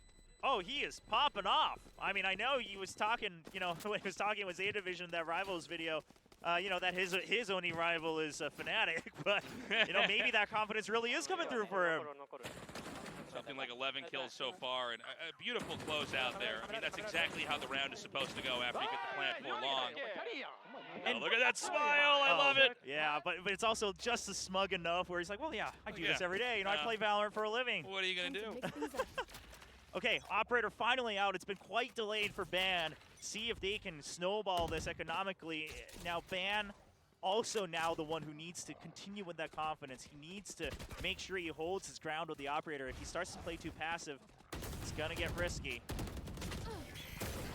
Oh, they are investing so much to force this back. Actually using... Yeah, I think hearing the Operator over there, it's tempting to just try to find another place to go. We've got to lurk into sewer. I love the cyber cage from Anthem just to make sure they can stay alive if there's a push out from T1. T1 is very forwarded over here towards A. Mid is open, but we've got Zeta coming down through vents to see if there's any sounds. A double stack over here at B, but I'm not sure it's clear where Detonation Focus Me wants to go. I think they're almost looking for some picks or some other kinds of opportunities. Yeah, they're just trying to check what the locations are. They're going to now put the slow orb over on vents as well, but the Seekers are coming out. Great timing on the Seekers from Munchkin. They know that everyone's focused in on mid, so purposely emptying A heaven, right? Zeta, the goal is to just get 1 kill because Ban is holding A main for you. Now, Ban, if he gets this kill, they can hold the site. But if Anthem doesn't even aggress against him... Oh, that was sick. Meanwhile, I don't think he was spotted. Yeah, I think he just strafed by the camera. And there was some bad intel over there. Now they got to clear Zeta. Oh, God. Zeta with a great position over there. Oh, okay, draws out a shot. Zenfree, some good movement. They will still get the plant, but of course it's 2v4. Nice dodge. Last player Oh, okay, standing. Munchkin gets that close, and it's going to be Zinfree seeing what he can do. Again, a plant is always a welcome thing here if you're on that side. He does get another kill, making T1 really do the work over here. Saya is not able to get those shots. Shorty in hand, going for the reload as he doesn't see an immediate push. And this is actually getting a little bit weird because we've got Munchkin with no HP. Saya Oh over my here. god, 1v1 with the operator. This is insane.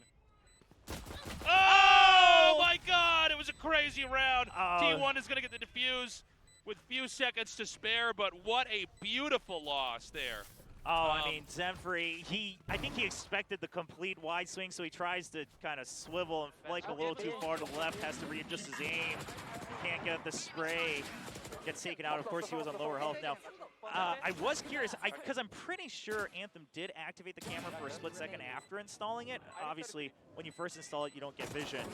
But I think, Ban had purposely gone right under it, where unless you swiveled the camera, you wouldn't have spotted him. So, good job on Ban. Now they are able to keep the operator and to make sure they can support it. They're going to buy up once again, right? They have the Cosmic Divide. They have the Viper's Pit.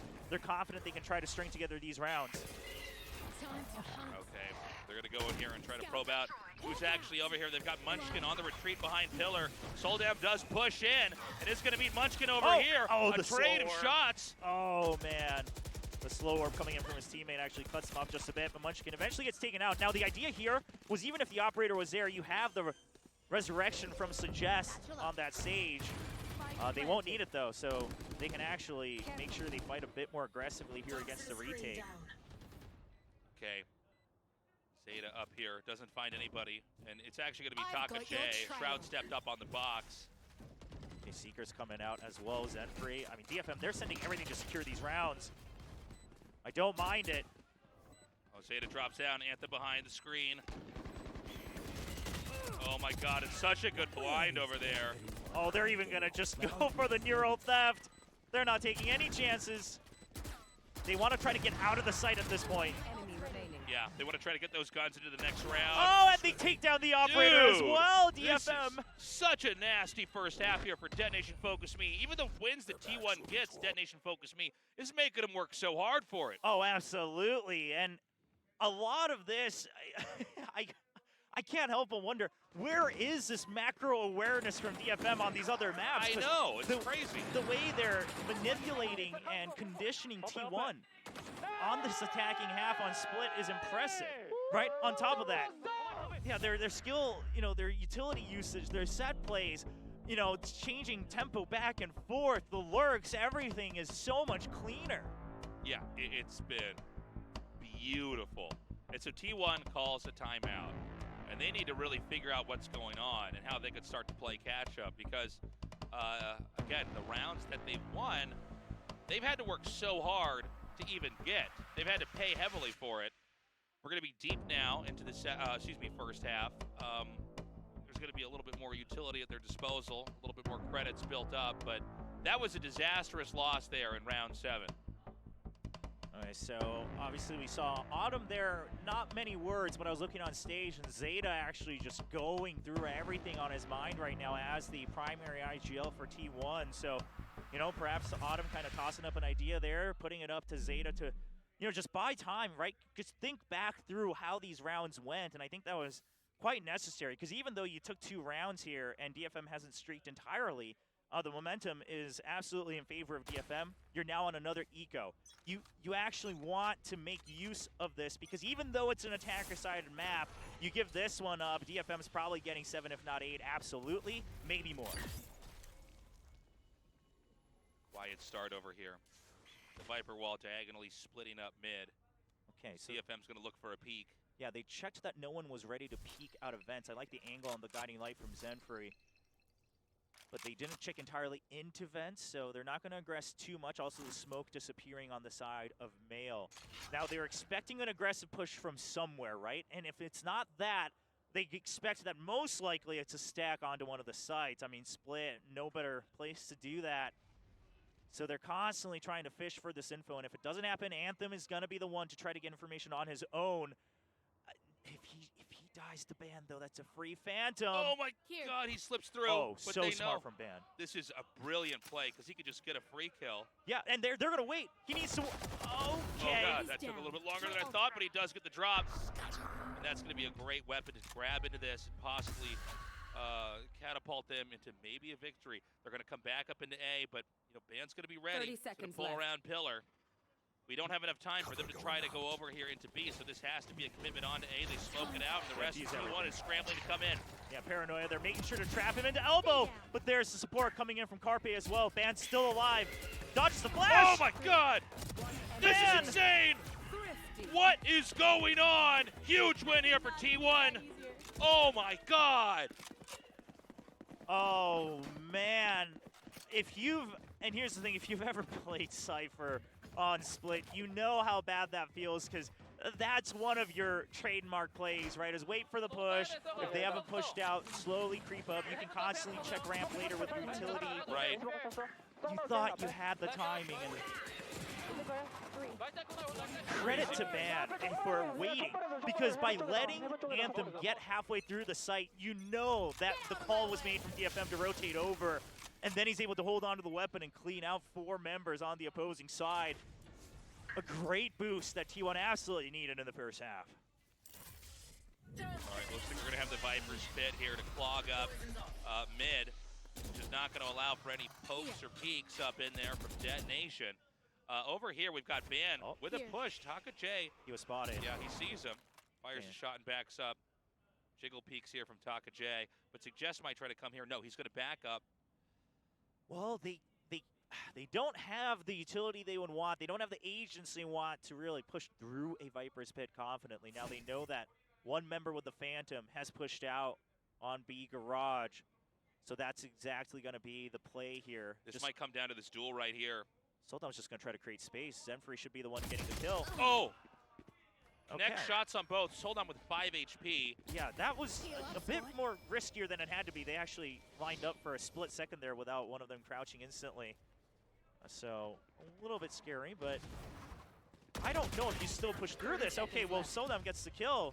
Now you can back out. You know that the paint shows came as well, so Saya's near as well. They fake it out. They're going to come up here. Saya gets that kill. They need to come now into the B site. Showstopper spent. Oh!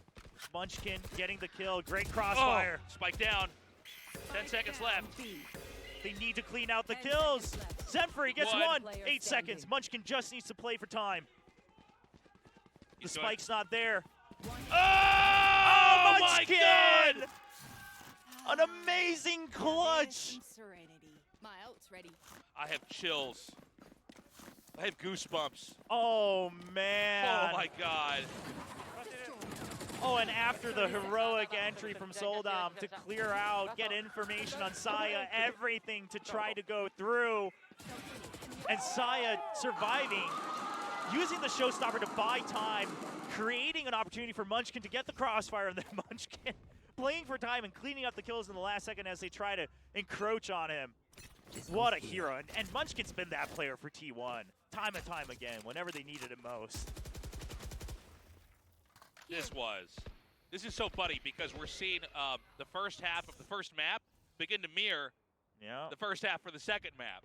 Yeah. We had Detonation Focus Me look just so strong at the start, but the comeback's happening here. Obviously the order of the wins is a little bit different, but the big picture is the same. Surprise! Yep. Well, we've seen that happen.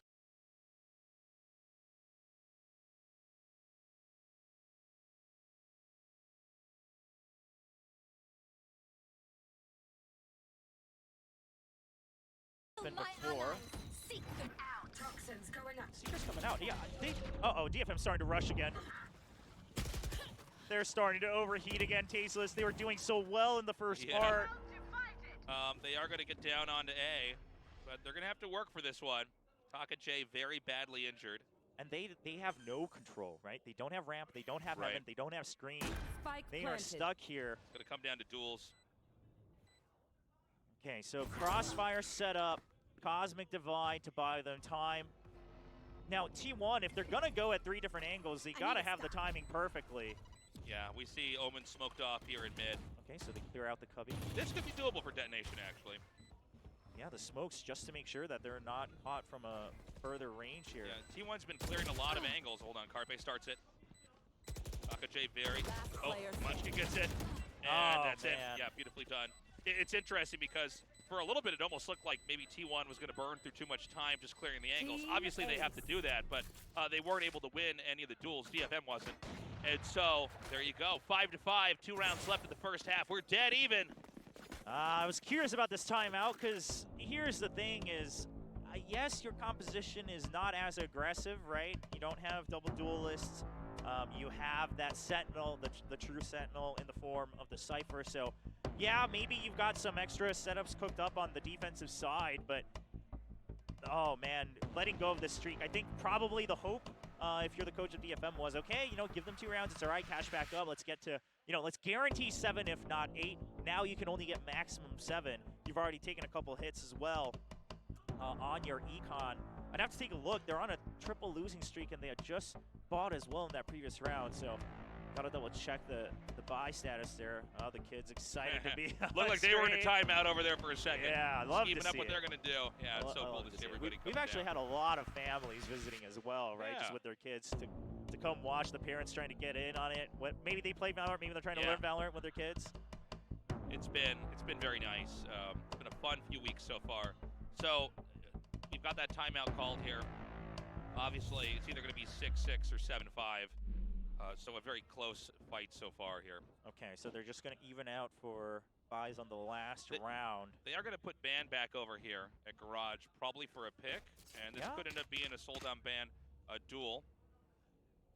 I mean, you absolutely have to be aware of that operator still coming through on the side of T1. And DFM with shorter weaponry. I mean, yeah, this type of macro play, right? But here's the thing, Zeta's learned. He says, okay, well, if my screen is up, I can jump peek this at a relatively safer angle. Not have to worry about using the snake bite just because of that smoke. He's truly improved from kind of the mental conditioning that DFM has forced here. Oh, that was sick! Zeta gone, as is mid. It's chaos over here. T1 scrambling to try to regain a position as we've got each of our 2 players on T1 fractured from each other. Okay, so now it's more important than ever for a band to hold on to Garage. That's the only way that they can have any sort of confidence on the direction that DFM eventually wants to take. Meanwhile, Soldom, you know, answering the calls from the desk. They wanted to see more Soldom moments for highlights. Well, there's one of them. Okay, they're going to get the confirmation it is B as they spill in. Just trying to buy time, but they're going to flood through. Yeah, they're going to come down the side here. Bit of a trade, and Free takes Carpe out. Just 2 T1 players left. Ban with the operator. Concerned about the flank, but 30 this seconds could be a left. plan for long. No, it's not. Oh no, they have no idea. The guy didn't like to tag him. He escapes back in the garage. They're trying to figure out where the last other player is. They know that it's a crossfire, so Zaya's location spotted. No reason to challenge Ban. Oh, they're hiding so nice well. Angle from WK6D. Oh, gets one. Does not get 2. Backs away. Operator in hand. The peek gets it in the air. Almost. It was an insane round. WK6D closes it out. The 6th victory here for Detonation Focus Me. Oh my God. Last round before the switch. Man. Oh my God. Yeah. After this game, I got to run around the block a couple times. Get this energy out. Soldom. I mean, if you watch Soldom in anything, his own, you know, YouTube, his pro play, that's a classic. That's a classic. And that's what they needed. They needed that explosive hit, take control of mid. You know, Ban does whatever he can. Now because he also uses Blade Storm, they can't even out their buys in any way, shape, or form. So Carpe now on a Sheriff. DFM's trying to use this against them. They want to strike hard and fast, and it's shut down. Right, Munchkin. Right now with Aeon locked. It's going to be tough to break through here. Zeta's going to back up and drop down in defense. But Munchkin's the second line of defense. Yeah, but DFM, because they committed an all-in here, they have to go through. They have to file through here. Now, WK6D just clearing through ramp, but here's the problem. Saya player, if he can get even just 1 here. Okay, they check for him. They know he's there. Ban on the flank. Saya just has to try to stay alive. Not bad. Right now, it's just 2 in the bottom here for the Detonation. He sees the barrel of the gun, so Ban knows he's going to back over into corner. but he's going to come around, Oh, and TakaJ is TakaJ! just so fast with the reactions, it's crazy. TakaJ is popping off on this split. Is he the hero that DFM desperately needs here? They want to secure 7 rounds to feel comfortable here going into the pistol on the second half. All right, they're going to just clear these angles. They still have plenty of time on the clock. Oh my God. Zenfree spots one. TakaJ gets another. The other. And now they just pull away. Oh, Gets one, Zeta. 15 HP, blinded. Full flash as well. So much time bought. He doesn't have time. Zenfree knows. Yeah, beautiful ending there. Detonation Focus Me pops ahead, just narrowly by a hair, 7-5. Switching sides. Wow. Wow, what a crazy first half. I mean, That was a fun round. These have been great rounds between these two teams, and how exciting is it that Detonation Focus Me is now up ahead? yeah, I mean, yes, considering Split's tendency to be attacker favored, you know, you would want a couple more rounds, but at the end of the day, you were still able to close out 7-5. Now, that means that DFM, they got to pull out all the stops here on the pistol. If they can get to 8 off of the pistol, theoretically guarantee a 9-5, they'll feel a lot better. They have that Cypher. You know, surely you've got some more setups. Now, the defensive side, you know, on paper, the default should be fairly simple, right? The Cypher's going to set up on one of the sites. The Sage will set up on mid or the other site and just go through their timings with the wall, the slow orb, etc. Now, my big question is suggest, you got to be able to hold on to that wall for as long as possible, right? Because if you set it up right at the beginning of the round, it will eventually just start to get taken down instantly. It's a good point. It's a good point. You got to try to figure out when to utilize that in a round that, of course, is operating off of limited time. Detonation Focus Me seems to be doing it, but if T1 can dial it up even just a little bit, they could take this into overtime or come ahead and get that 13th round victory. I'll say it like it is on my mind right now, Tasteless, because if this goes to, you know, either, you know, something like an overtime or potentially a map 3, I think what we've learned from today's match, regardless of the actual eventual ending, is that DFM is improving, and T1, they're not quite there yet. If you're a T1 fan, if you're a T1 player, you want to close this out 2-0 and not in a nail-biting way, and it's already kind of late for that. I think it's a very good point, William. T1 was probably hoping to come into this and show this whole best of 3 as evidence for exactly where we all expect them to see, but instead, Detonation Focus Me is really making it work, and frankly, T1 could very well lose this position, and I think it may become more and more obvious why they are not held to the same standard, at least in Valorant, when it comes to Gen G or DRX. Yeah, I know, you know, some of the other analysts and whatnot that were joined up on Plat Chat earlier this week, you know, they were talking about why so many of them rate T1 relatively highly, and I agree with that. In theory, the way they play, the style they favor, and the mechanics they've shown have all been good. The potential is there, but again, the consistency. And now on Split, where we're seeing it for the first time, we see that it just hasn't come together yet. Okay, so the idea is just go for the age-old one-ways with Omen on B to hold that control. Now, this is going to be their go-to default on most rounds. We'll see when they decide to switch it up for a little bit of macro play. Well, I'm going to back too late up. For that. Oh my God, Man gets that first, and Zeta gets a second. Oh no, Zenfree, a little shaken up. Yeah, just shooting in between there. And it's just TakaJ and Anthem in a very impossible situation, but TakaJ starts it until Zeta takes him back out. Anthem, the only one left over here lurking up in B heaven.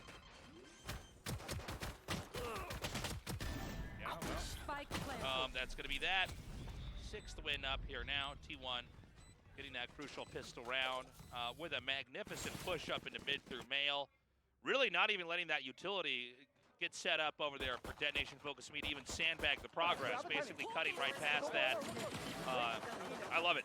Yeah, it's one of those cases where it's like, okay, saving your utility, you know, going for the body checks early. Yeah, this is what you probably wanted to see on the other maps, but on a pistol round on Split, as soon as you've cleared, you know, B garage, maybe the guiding light earlier would have been better. Again, hindsight is 20/20. Yeah. The improvements are there, but this time a little bit of a hectic scramble there over on B heaven. And T1, they're not slowing down at all. Their MO is we got double duelists. Let's just really press the issue here. They did a bit of a coin flip move here, which isn't bad, by the way, when you're down like this, trying to just push into B. I like that we have Carpe all the way in the back, ready for the wrap round, but they're going to come through mid. Anyways, we've got a plant that's going to soon happen here at A. Now, they didn't take control of Heaven or screens. They will maintain some form of control on ramp. They still have, they still have one extra star for that potential gravity well once it comes off of cooldown. But I think, if you're DFM, again, they like to go for these full saves, probably looking to just die to the spike. They've pinpointed where they're going to have to run to the finish line to end the round in fashion. All right, well, this is the most exciting round I've ever seen. So this spike's going to explode. We're going to go to round 3 in the second half here. Well, here's the big question. Suggest doesn't have a dash. Will he make it in? Soldom's going to be able to dash it into the finish line. Yeah. Who's going to get in there first? If you want to show your friends how fun Valorant is, show them this round. Tied up 7-7, and we're going to go to that round 3 where we want to see Detonation Focus Me actually turn this around. Yeah, now triple Bulldog on the side of T1. I do wonder if you consider maybe giving up one of those to trade for Carpe, just if Ban and Saya are going to continue to press this quickly. It doesn't look like it. Looks like their focus is again going to be on mid. They're going to, again, T1, they've now read the style of DFM, right? It's the old style. Okay, Cypher most likely set up on A. We'll know as soon as we see if that one-way comes out on B main garage or not. This time it will not come out. It's actually just going to a deep smoke with the slow orb. Yeah. The thing is if you're not taking control of this, you just spent 200 credits to buy, what, 15, 20 seconds? Yeah. Now you have to use your second slow orb again. That's half of your arsenal gone on the side of Suggest. Yeah, they've flushed out any defender's position here onto mid. We hear him drop down into there, make the sound, and now they're going to slow it down a little bit. They've got plenty of time left in the round. Yeah, they actually, because they most likely heard this wall go up as well from mid, so they know if we just wait until 40 seconds, B site, we know we can just push against the Sage. That was a funny moment. They basically pinged the Viper over at A, which isn't exactly helpful information for what's happening, so it seems like Detonation is maybe a little bit confident this could actually be an A push, and they're going to send the Viper in there for that. So it's going to be up to Suggest here, perched up on the wall. I like the positioning here. But they're just going to wait. Yeah. The wall is just going to get broken through. Oh, they come in one by one, though. A Ban updrafts on his own while the wall wasn't broken yet, trying to get a surprise kill. Spike down B. 30 seconds left. Spike is down, and they don't have that much time to work with here. One enemy remaining. Okay, this looks like it's going to be a win for them. Nicely done. I think they got a little bit too eager.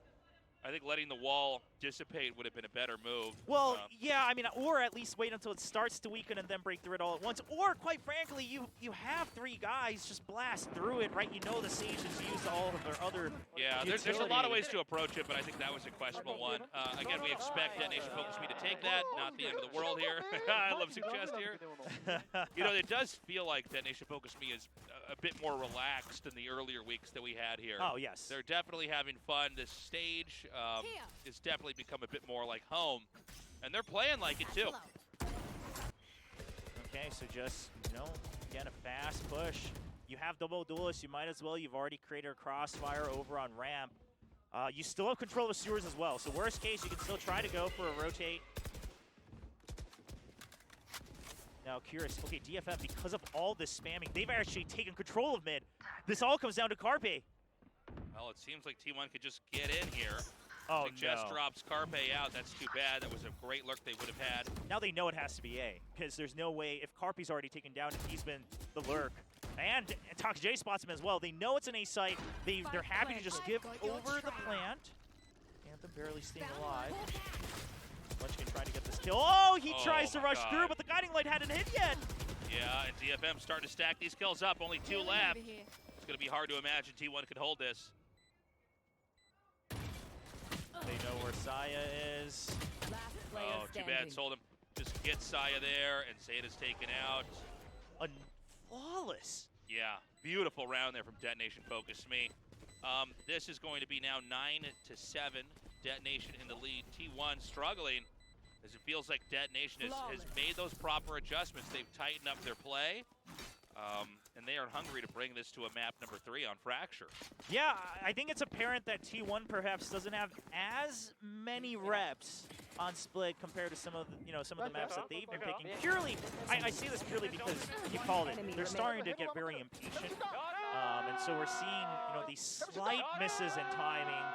these slight miscommunications potentially that really make or break the round. The ideas themselves are not the ones at fault here, but for instance, even earlier on that B7 push, the idea is fine, but there seemed to have been a mismatch between Ban's Jet trying to get an early pick and then vice versa. Granted, if Ban had gotten the kill there, we would have said result-based diagnosis, it was good push, etc., etc. So everything hindsight is 2020 now. We can only look forward because of the creds they're going to go for the Stinger buys. Not too bad on split. However, trying to push a ramp with it, perhaps not the strongest. Funny looking. Bird comes in here and pings them. And you can see DFM, right? They're not taking any chances. They know that they can really rush that ramp area quickly with the Raze and the Jet, so they're taking these long angles. They don't want to be in risk of fighting against a Bucky or a Stinger. Now T1 has correctly made 0 noise going into heaven. Okay, the first sound is actually going to be from Ban, who now moves up into heaven. Soldom is taken out. Crosshair's in the wrong spot, not appreciating that there was 2 up there. And now they're going to go all the way up through vents, now into mid. DFM, they haven't rotated yet. They still have the trapwire setups. Here comes the smoke. He just spots them coming in as well. Paranoid to buy time. He's going to hold close. Left. Oh my god. Oh, a great entry from the double duelist. It's going to be down to Anthem to try to stop this. He's in the back. They spot him, and that's it. The spike is going to be planted. And Munchkin's already taken out one as well. Oh, just beautiful entering from the Raze and the Jet to draw attention away from each other so that one of them can secure the kill. Actually, both of them surviving on that entry. You love to see it. Yeah, shocking move there with that kill when they actually managed to come down into the bottom of B. And so this will be a round win where we do see Munchkin here on the hunt, seeing if he can actually ferret out exactly where Suggest is. Yeah. I mean, in some worlds, he's only 1 point away, and he is going to be able to buy anyway. So I think Munchkin's saying maybe we don't need to go too hard on this hunt. If it was Zeta, maybe either way, one of you or both of you gets the ultimate. But at the end of the day, they'll just let each other live. All right, 8 to 9. I'm loving how close this is. This is so fun. A detonation here. Definitely a little bit of a tougher round there for them. T1 stepping it up. We do have a timeout call here for our Japanese team. They can feel T1 nipping at the heels. They need to make sure they can keep this lead and close this out, escaping into map 3. Otherwise, it's over. Yeah, and again, that previous round, DFM had the right idea, right? They're going to have close-range weapons. Let's make sure we don't get caught off guard on ramp. They can always, rush in with the Raze and the Jet together. We don't want to get caught unawares there, so they were holding it fine, but because of the toxic screen, Soldom has to take a further way back. He doesn't get the instant kill on Desire player, then tries to clear out the kill, but he was aware that Ban had dashed in, but of course, he just peeks out a step too far, expecting himself to get the kill and get out safely. And I think that's where it starts to fall apart, but quite frankly, the reason T1 is able to clean up the round is because of that beautiful double entry. Now, DFM, the question has to start to become, do we start to push out? Wow, a huge sign for Soldom. I like it. I like the stars. Kind of and the font and everything. Yeah. Kind of reminds you of Sunday morning cartoons. Yeah. Soldom, the Korean Jet. So, let's see exactly what we're going to see from T1. I do remember that in I think it was in our first map that we saw a moment where there was a pause, and immediately they identified that was them going to wrap around and try to hit them from behind. That pause doesn't just help the team that asked for the pause. Keep up. The other team can always use it to say, okay, what are they actually going to try to do? What are we doing better that they're going to try to adjust to? Okay, so the guiding lights just passed each other, but I don't think Zenfreeze tagged Munchkin. But he saw the guiding light come in, so he has a rough estimate that it's not the entire team in front of B. A heavy focus onto A. Oh! That was insane. Just Superman in there and took him out. Oh, man. And listen, because it's Soldom, it's hard to say, right? Was it worth it or not because he's so miraculous with some of his plays. But again, it's double duel. You've seen the speed that they strike with now with the operator down. Anthem gets tagged. He is relying on his camera. Oh, well, there you go. Displaced. Oh, 2! Whoa, that was insane. Well, that gives time for Taka J. Yeah. That was so clutch. Taka J and Anthem double dragging And he's out of there. Oh, and he's out of there. They say, let's just go for the 3-man retake. They say, leave the spike there. Let him spend his time to try to plant on his own. I got to get heals. I love the from the shadows from Taka J. Yeah, it's a smart way to use that. And so we've got Saya just, checking every corner, every angle. Nobody's even there yet. Well, yeah, but he has no idea where the Omen went, right? Yeah. I mean, that's the thing, is that you can assume that he probably got out safely, but you just have no idea. He's even going to have to use his paint shells just to be able to plant safely. They're going to try to plant in a position where they have to double guess where he's positioned, but up here, Suggest hasn't peeked out just yet. Saya taking a bit of an off angle here to surprise him. He's expecting a heaven push, but there he goes. That's it. Wow. Nicely done. This is going to be the 10th win here. Detonation Focus Me looking good. I love that sound when Omen gets healed. I feel better It's like now. he just got into the spot. He's like, it hurt, but now it feels okay. Well, here, both teams, I think, they're really, it's a race to see who just stays one step ahead, right? Because you saw that gravity well. They were well aware of the potential setup from the Cypher here. And a great catch from Saya on Soldom. I mean, this was T1's to win. Yeah, I mean, Anthem really keeping that on lock. And Taka J's been popping off all day. Yeah, Taka J has really been bringing it home. And I think Anthem also just, he somehow gets that kill on Zeta, which is impressive because he's trying to walk away from the gravity well. Right. So he's not ever fully stopped because he's constantly getting pushed in, and he still gets the initial shot. Then he swivels back onto A Heaven. Now an early Trailblazer used from DFM. They want to send Soldom out. Because it got taken out, they have to use the Guiding Light, and Soldom's not able to take full control. But the idea is you plant Soldom here, and you're going to rotate the sky over, right? Let Heaven, just kind of sit there as is. If it gets taken, whatever will control screens and ramp. Oh, whipped shot with the hop peak there. They now know where the operator is. This may make T1 mix it up and try to go somewhere else where there's going to be an easier infiltration. And it seems like that target's going to be B. Okay, but DFM is somewhat set up for this. This was always the intention. The wall's already broken. Slow Orb going to buy time. A great peek from Suggest. They got to hide. Yeah, he doesn't see anything. He might have to just pick a site. Gets one! And the timing from the rest of the forces of T1 to come in off of that showstopper. It allows for a clean plant eventually, 3v3. I have the spike.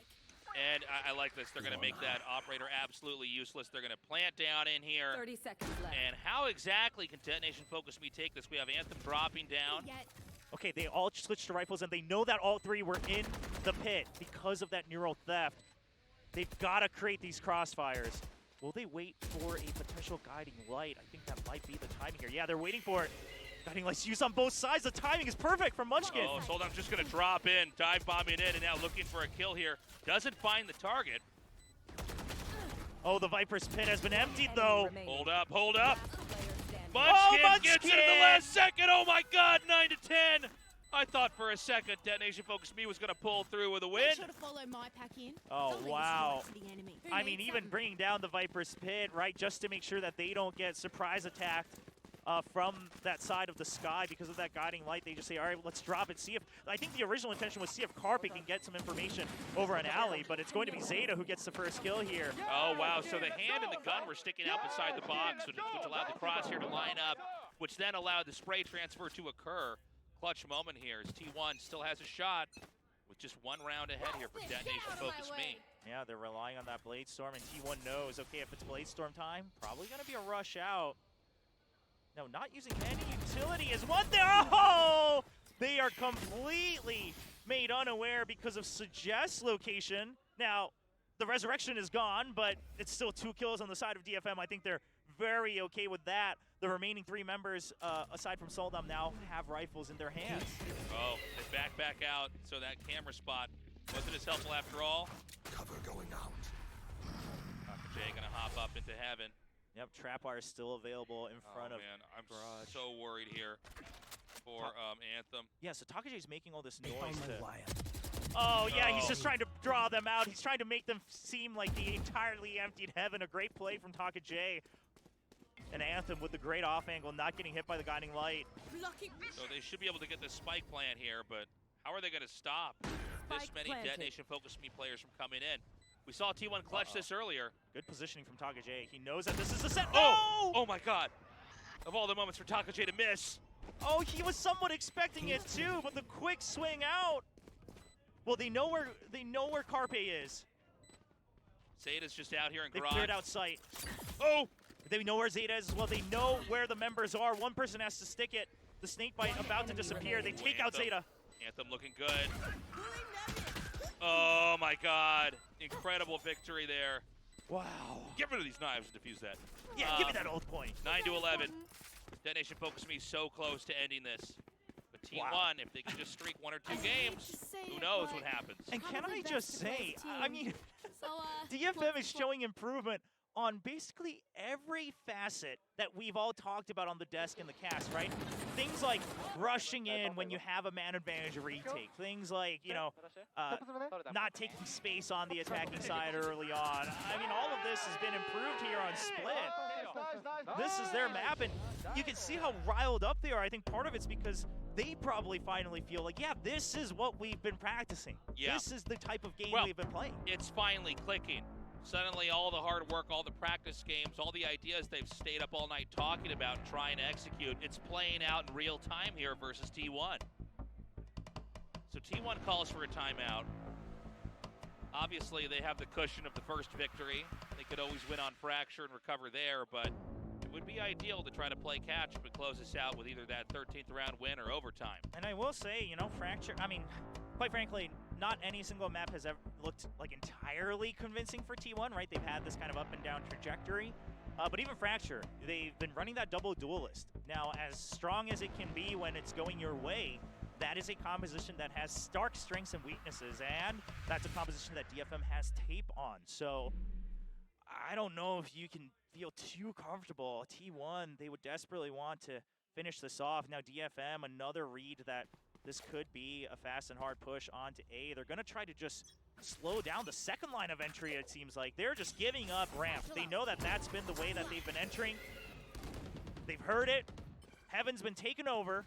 Ramp has been given over to the T1 side. All right, they see the Cypher. Anthem has been pinged. He's taken out. But Zemfree with great cover as well. But the flood out from Heaven. Oh no, Soldom spotted. It's gonna come down to Soldom. He's already picked up. The spike's gonna be planted over by Pillar. A 2-stack up from Spawn. Oh, Suggest has res, but no agents in a good position to use it. And T1, wait, they're using the Cosmic Divide to just make sure they can plant safely, but here's the thing, they're all now stuck inside the site. Now, they've picked up weapons, but they also used it before. Oh, they pop out. They tried to No! Oh, this is an insane moment. And now the res, it's all gone horribly wrong. Munchkin's the only one left in a 1 versus 3. Oh, they close off elbow. They know he's trapped. And that's going to be it. No. A huge tactical error, a blunder. And here's the thing, they had their picture in mind where they say, put up the Cosmic Divide as soon as, I think they were purposely waiting for that res. Say, okay, if the res comes in, the Sage is vulnerable as well. When we hear that, we'll flash out. But the thing is I don't think he had actually activated the res yet. I think maybe they just work on a timing here. Yeah, he was just waiting. Yeah. Oh, They man. got baited out. A big strategic failure back there. Oh, Taka J is fired up. They're on the verge of taking this to map 3. Yeah. Well, we should be in the twilight of map 2 unless T1 can start to really make a Hail Mary play that works out and gets us to overtime.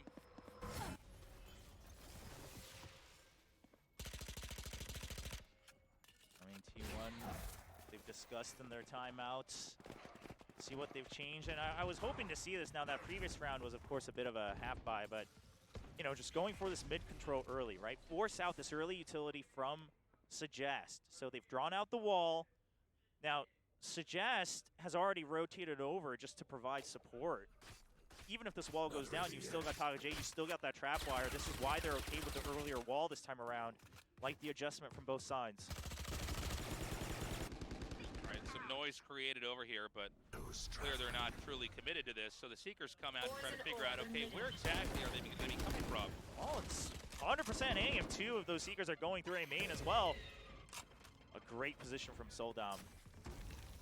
It's up to Zenfree to draw the attention. Oh, but it's actually just going to be a double kill for Soldom. Carpe fights back. And these connections from Suggest are just too good. I think we're going to a map 3, Tasteless. Yep, Carpe with 1 HP. 30 seconds And Munchkin in a position that isn't going to be too helpful here unless he can start to really stack these kills up. Suggest wallbangs Carpe. Sees one, but... Oh! Yeah, it was close, but in the end, we're tied up 1-1. Detonation Focus Me with a beautiful game on Split is going to bring us to map 3 on Fracture. And if you're a DFM fan, not just because they got their, one extra map win here, but because of the way they did it, the improvements that we've all been talking about of, okay, your ideas are there, but, you're rushing in one by one, or you're not really taking advantage of the space after your utility. All of that has been much improved here on Split. Now they get to go to Fracture against T1, who has shown their double duelist composition twice so far in the Pacific. Curious to see if DFM has studied those tapes enough to potentially get their first match win here in VCT Pacific. It's really inspiring to see how well Detonation Focus Me is playing. I love the way that you put it, William, that they've made the adjustments they had to make, and who's to say they don't just keep like this and start to actually develop into the team they were always supposed to be. Yeah, and a lot of people have said it time and time again, right? This is also a roster that shouldn't be a pushover, given the players on that team. They're all players that have had their moments, especially when playing over in Challengers Japan. And it just wasn't coming together. We've heard some interviews about, the way their styles or their comms, their calling. Seems like a lot of that has been shored up. The calling, the mid-routing has been much better on both maps, but especially here on Split, coming out from DFM. The patience, it just seems like they're talking finally in-game, and it's great to see from DFM. They're gelling very well. And I guess the big question on everybody's mind is, can they do it one more time? Obviously, the cushion of the first map win there for T1 is still going to be there. They did manage to play well, even though I think Detonation Focus Me was proving that it was going to be a tough fight. But now we've seen the right adjustments. So I guess it's now into the ball's in T1's court, so to speak. Can they actually recover? Or are we going to have one of the craziest upsets so far for the weekend? Yeah, I mean, we've got, fans all kind of bewildered and amused at the fact that this is going to a third map, right? I mean, I don't think anyone really expected that. I think a lot of people, you would have been correct in assuming that T1 should take this 2-0, but the cracks are showing once again for T1, and meanwhile, DFM, can they carry this momentum for their first win? I mean, it would be a much-earned win here for DFM. It's so cool to see. I mean, the fact that we've actually had DFM, who's, in some of the games they've looked good, in others they've looked, frankly, really, really bad, really weak. To see them galvanize here, and map 1 was exciting, right? Because it was close. We thought, well, that's pretty cool. But the reality is we went to map 2, they managed to take it. So we're going to be going to map 3. We're going to cut to a break, and when we come back, the desk, and then we're going to decide who wins between these two teams.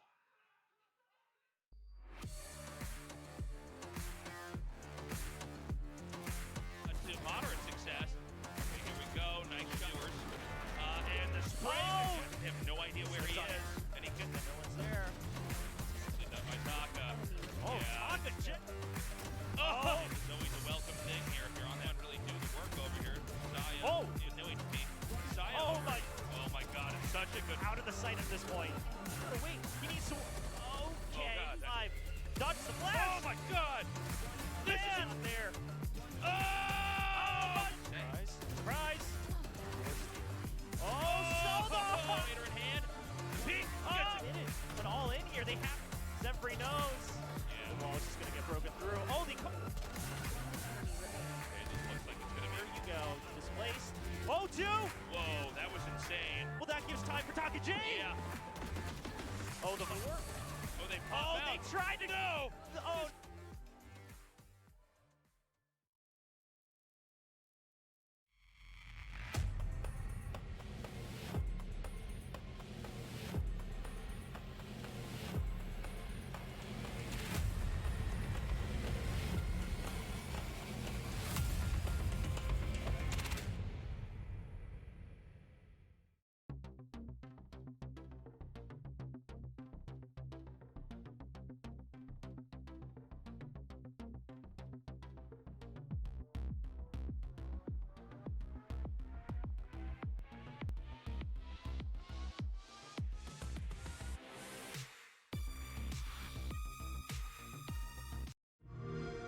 take back Redfall.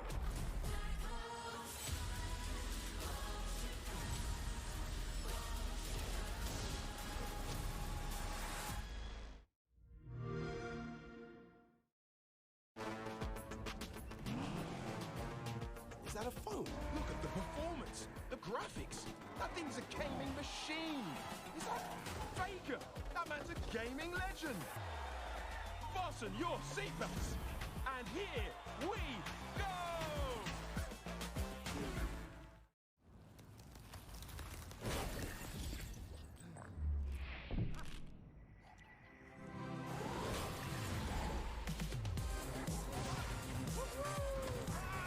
Yes to fresh with Mentos Gum.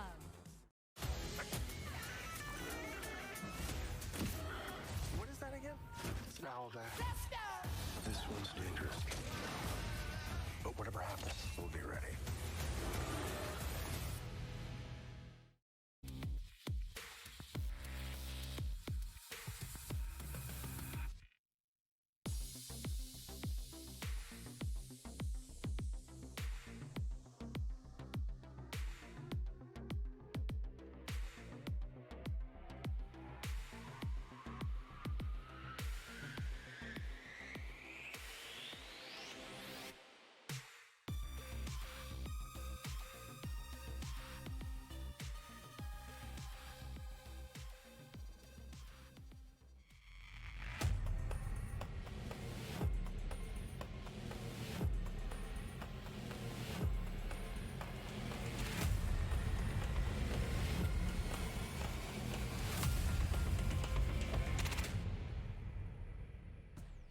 Hey, it's VCT Pacific. We just finished game 2, Split, and DFM takes that point in the bag, bringing us to map 3, Fracture. Now, what happened there?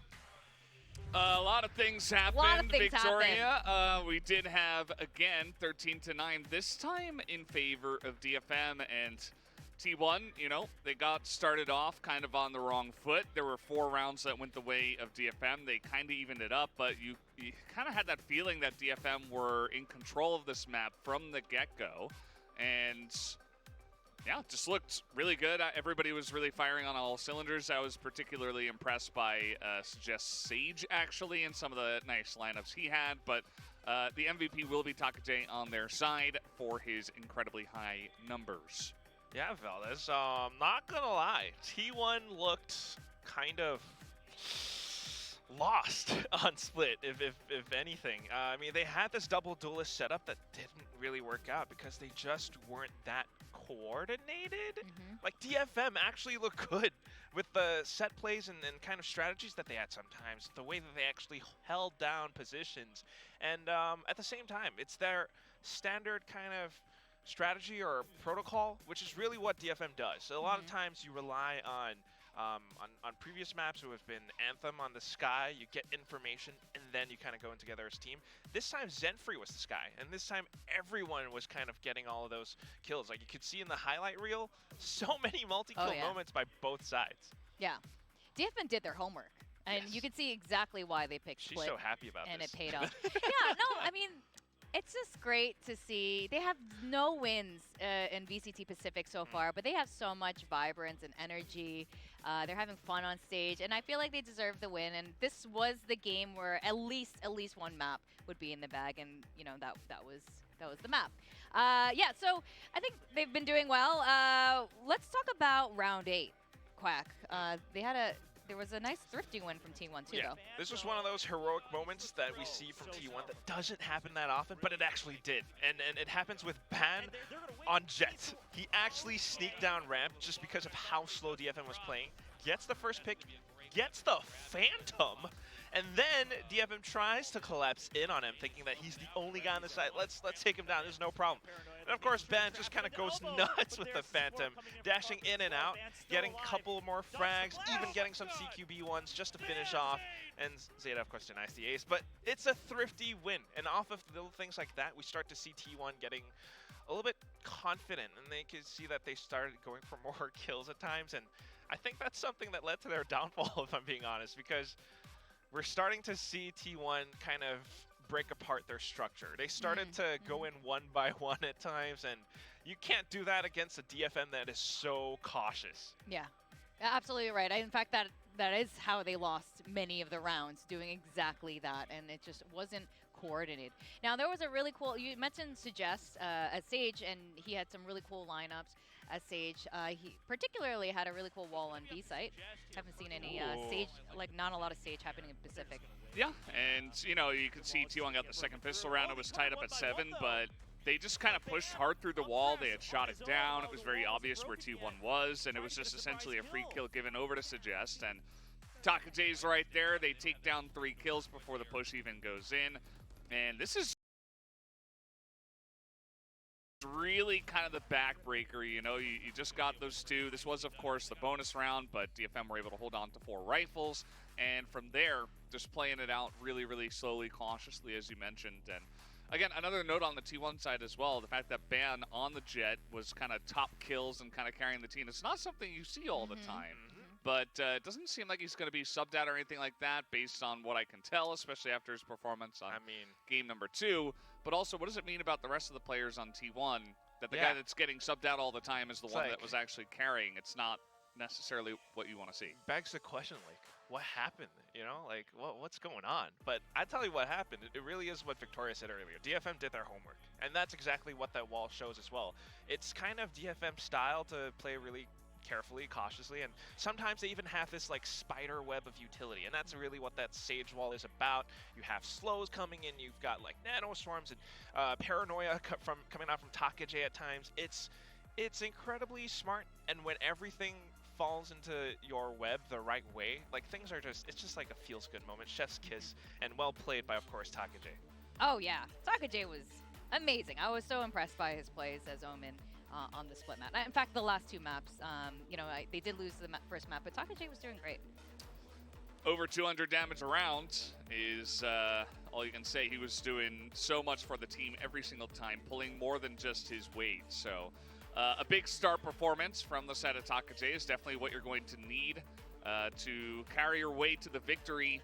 Detonation, they have won 2 maps so far now in VCT Pacific, and both of those were against Korean teams. One of them was against Gen G. So maybe they just decide, okay, we're gonna really ramp it up and play better when we do have to face against some of these really strong Korean teams. And this is a good start for them. You never know what's gonna happen on Fracture. You really won't. Like, it's actually such an interesting thing that you brought up, because that is the next map that we have. DFM took that 1 map off Gen G on Fracture, and at the same time, like, you know, it's this style that DFM plays that actually can kind of break apart the Korean team's structures. They just don't really know how to react to it sometimes, because are they going to play slow, or are they going to suddenly have Soldan like dashing into ropes and updrafting on top, and you just don't really know how to like flick to that or anything, and it just kind of makes you so confused. And Fracture is one of those maps that can be so confusing, so it's going to be crazy. Yeah. I think what we talked about this at the very beginning, what we needed to see from DFM is that sort of teamwork that T1 does well. And I think they really rose up to occasion. While we did nominate Takaje as the key player, it's safe to say all of the players have been doing really well. It's not Soldam who's topping these, you know, is topping the frag charts, although he had a pretty spectacular surety kill in mid. I know like a couple of us are going to go home and try that later. She is going to try it. I'm personally going to go home and try that later. It was fun. I mean that's why Soldam is the Korean Jet. He has these crazy plays. But with that said, they've all been having impact. They really have, but yeah, I mean, that's what you want to see from DFM. It's that coordination, and if they can continue off of this, I'm not going to lie, they actually might be able to win this series. We had, you were the solo predictor of Talon last week. Now we got Victoria, the solo predictor here for DFM. Is it the solo prediction buff? Could be this week. That's coming through. This is pretty interesting as well, because you talked about how DFM took down Gen G on Fracture. The last map that T1 won last week was also on Fracture against RRQ. That's right. That's where Munchkin really popped off. So probably comfortable, I would say, for both of these teams. We could get a really fun close match between the two. Yeah, definitely. And like Quack was saying, Fracture is one of those chaotic maps where anything goes. Sides can get switched In a blink of a... In a blink of an eye. In a blink of a neon eye. Yeah, because neon is the duels that you might want to have. But, I mean, that's why it also comes down to the agent composition that we're going to see, because they have had some stark differences between these two teams so far, especially on Split. You know, T1 a little bit more meta. We have the Astra Viper. We have 2 duelists, which honestly came out of nowhere. I didn't really expect that. But DFM with something more unorthodox, if you will, the double Sentinel, and then it kind of worked out. I don't know if Fracture's going to be the same. Yeah, well, it did. Okay. Yeah. They did win map. That did happen. Yeah. But yeah, I think what's great to see is that with Soldom, I think we were talking about this earlier as well, that first week he was in, it was rough, and then it was just slowly getting better, and we're just seeing a lot of it start to gel. Let's see if he's still in the roster for this particular and final map. I mean, that's also a good point to bring out, because the time that DFM did beat Gen G, if I'm not wrong, Soldom wasn't playing at that time. I think it was Suggest who actually popped off. But now we've swapped some roles, Suggest on the Sentinel, and then Soldom is the one, of course, doing all his lovely, lovely Jet things, but Fracture is a different map. I don't know if you want to have Jet on this one. That's a really good point, actually. Conditions for these two teams, really. I wonder if we're going to be seeing Jet, actually. Does Soldom play anything else besides Jet? Is it like only he is Jet? the original Korean Jet. Yeah. Is he allowed He is Jet. He is Jet. I don't think he's allowed to play anything else, actually. If I were the coach, I would say no. Yeah, he's playing Jet. But so, you know what? But so is Ben. There you go. He looked great on the Jet in the last game, so I don't mind that. Well, double duelist. Double controller on DFM, double duelist on T1.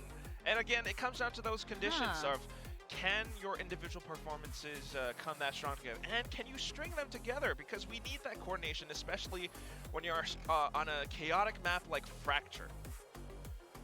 Oh my goodness. It's double duelist, but it's Jet and Raze. I don't think we've seen that this season yet, so... Also, Killjoy against Killjoy again. Again? No. Wow. Even with that nerf, we're still seeing plenty of Killjoy. Has not deterred any of these teams from not playing Killjoy. All right, we are going to go into map 3. We've got T1 and DFM. And in the caster booth, we got Tasteful and Phil. How dare you? How dare you shave my name like that? How dare you say I have taste? So we're going to be going into the third map here to decide who's actually going to take this.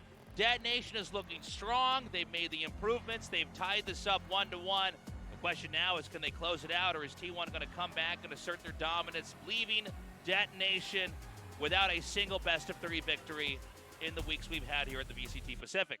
Yeah, huge questions, and Fracture, a map where both teams have had some positive memories, right? T1 got their win against RRQ. Now, they lost prior to that, but that time it was because they, again, counter-stratted RRQ very well, and Ban was having a much better performance on the Jet. Same thing can be said for DFM, though. When they beat Gen G, the counter-stratting was done so well of just understanding Gen G's playstyle, their goals in the composition, and now a bit of a change as well, not just in the players, but would suggest playing that Sentinel instead of the Cypher. They're bringing back the Killjoy here in Fracture. So DFM, I think they'll have a bit more flexible utility. Cypher is fine on Fracture, but obviously the lockdown does so much for potential retakes. Okay, to start this off, T1 here with the spike. Munchkin going to be the first to make contact, it looks like. They've only heard one person, though. Biggest thing, yeah, you had no idea that it was going to be 4 people. They're going to chase through. They got to take Carpe out. Oh, a nice pass through coming out from Soldom just to try to draw away the attention. Now, it didn't work, but at the end of the day, they take the kill without extra casualties. They know it's a B plant. Now, Suggest timing is going to be important to see if anyone's actually come through spawn or not.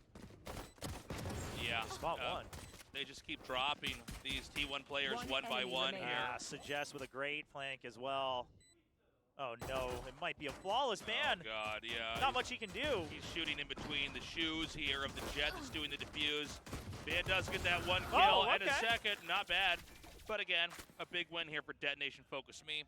Huge. Huge win, actually. I mean, Just right off the bat, I mean, sure, in the pistol round, it is a bit of a rock, paper, scissors, shoot type of scenario in terms of, you know, who gets the better read, but they play it well, you know, because we don't actually see 4-man, 5-man pushes out of being main too much. It's oftentimes more on the arcade or dish side. I agree. It does seem like those sides get a little bit more attention, a little bit more love, but it was a very good advance over there into B. They close it out easily. Let's see what T1 wants to do as we go into the next half here. Ooh, great hold from Takaji. It's things like this. Now, Ban, a nice pick on the other side, but it's things like this where this is what DFM did so well against Gen G, of not being baited to use their own utility to defend, right? They just say, okay, see, is it bait or not? I mean, that fault line, it's on a cooldown. Let's make sure we don't trade one of our precious pieces of utility for a cooldown utility that's going to come back. So now he still has 2 snake bites. We could end up seeing Band with an engage over here just around Jinfree. Looks like his shoulder's exposed and he pulls back. Meanwhile, suggested to drop just behind the box.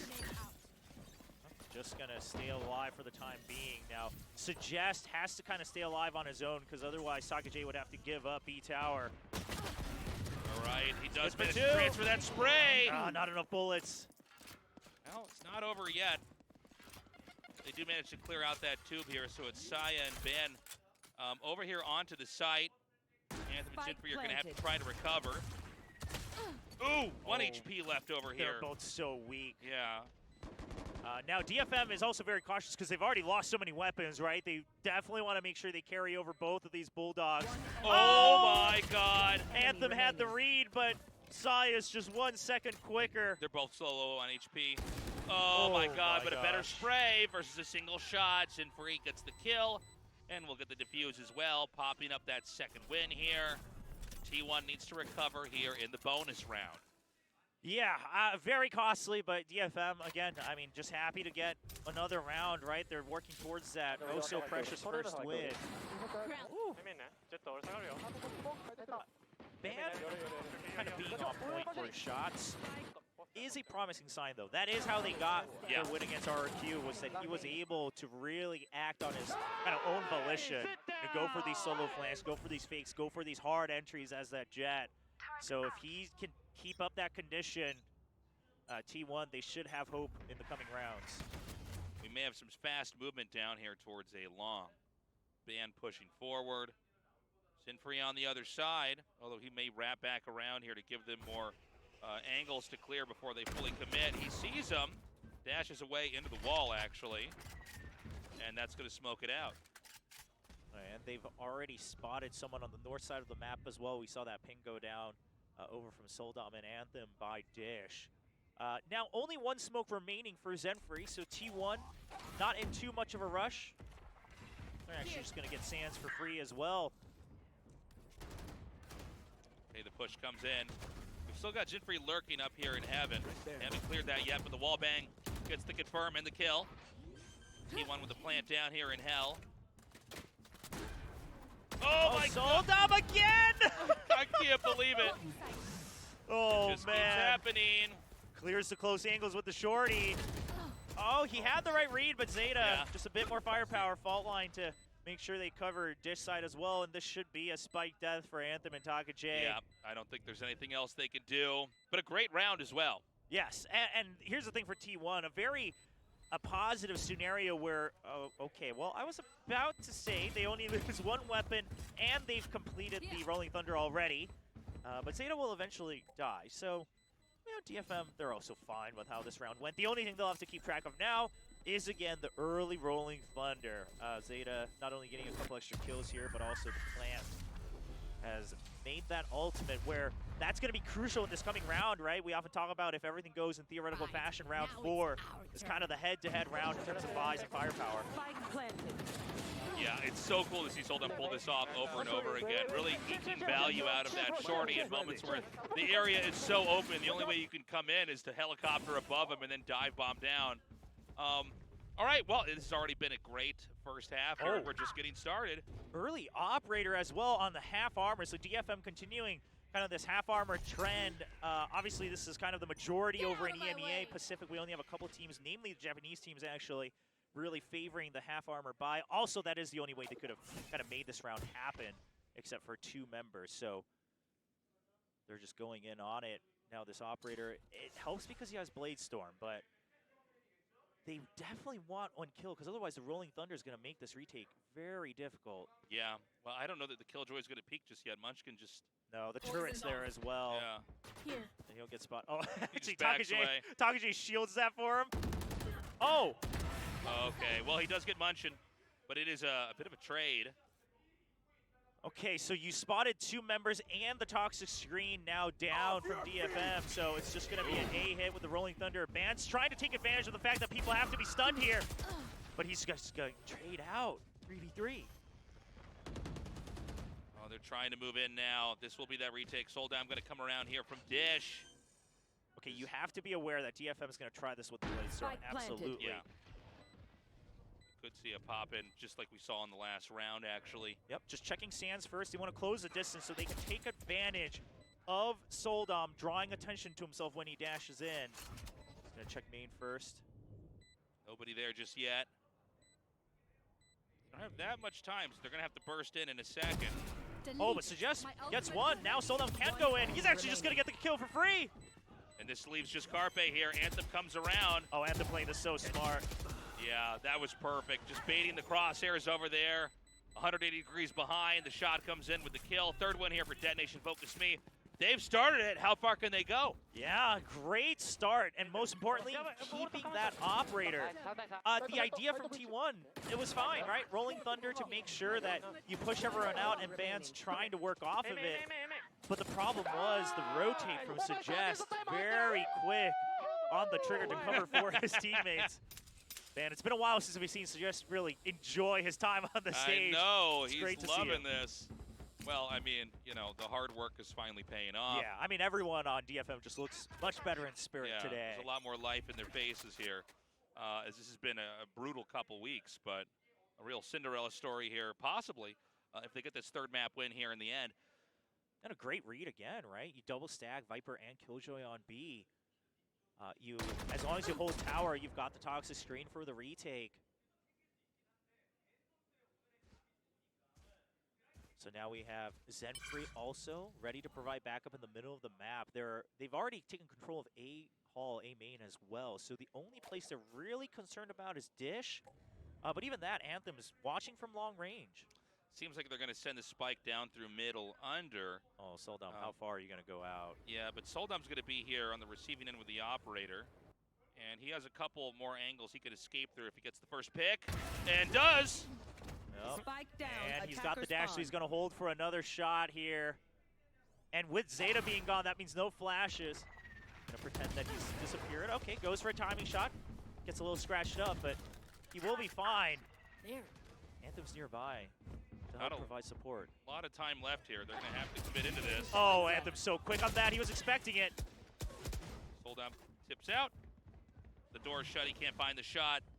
Now, they have orbital strike here, so DFM, I don't think they're too worried about flooding the site.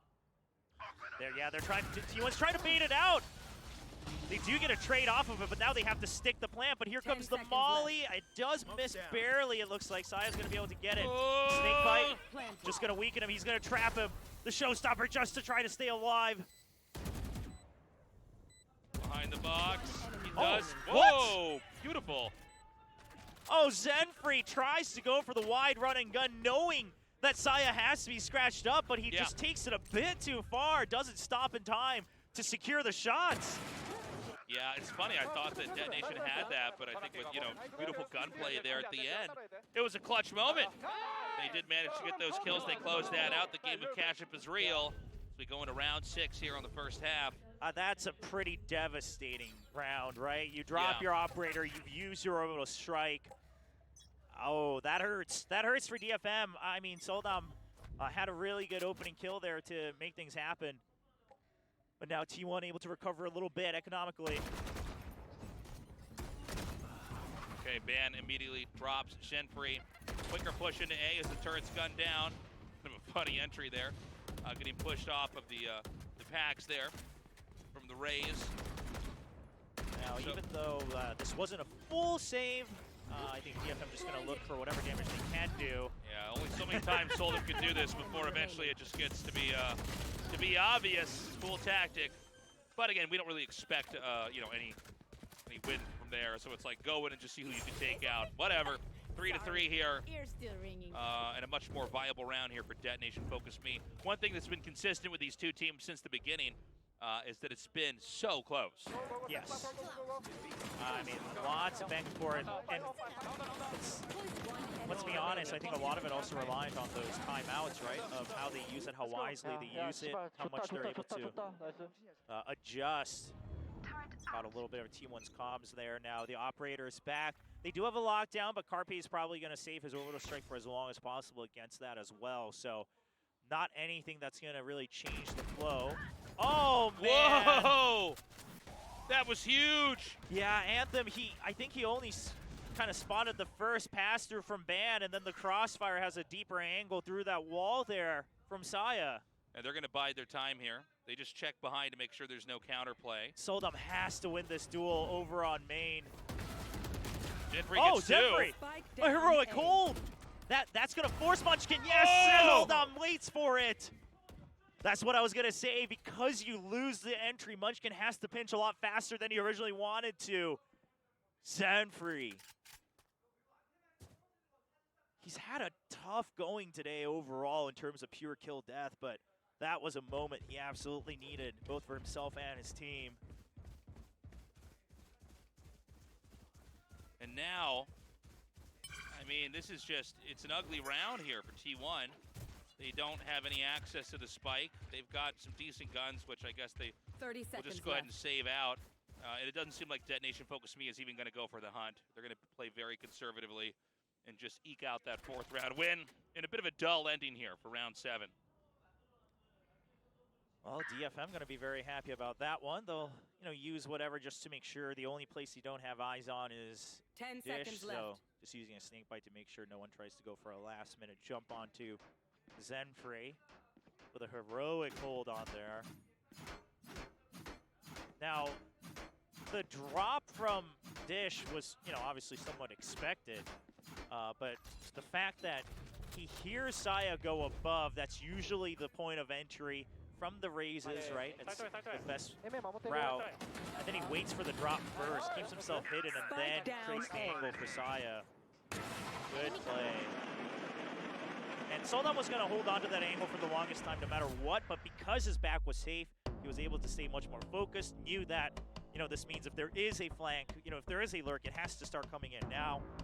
A great hold from DFM and a timeout right away from T1. Yeah, T1 pumping the brakes, and I can't say I really blame him. Detonation Focus Me, it seems like they're getting stronger with each passing round. They're patient, they're calculated. Sorry to cut you off, but one of these days, I just want to cast to be like, well, I do blame them for this. You know what? I think they deserve this. No.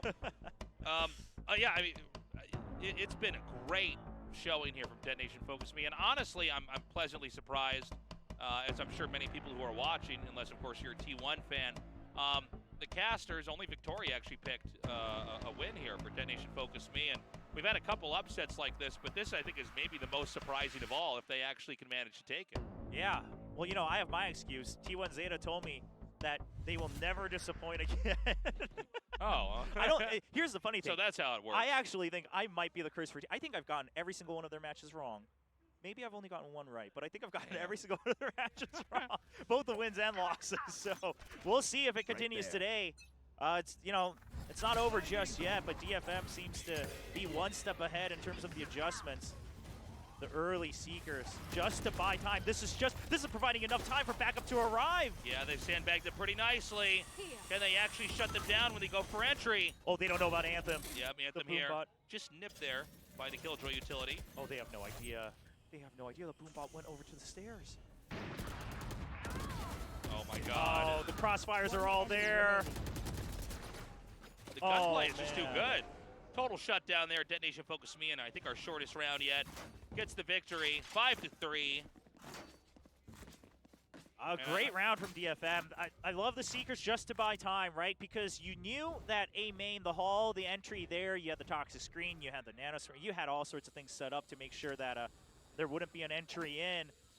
But on top of that, you use the Seekers to make sure you buy time over on Sands. It gives Zenfree an opportunity to come through spawn, make sure that Ropes wasn't taken for free, and then everyone from B main also just pushes out to secure information. And now it's just going to be a fast hit. The Rolling Thunder available for Zeta. Saya waiting on the other side. Along with Ban, actually. Yeah, they're not going to...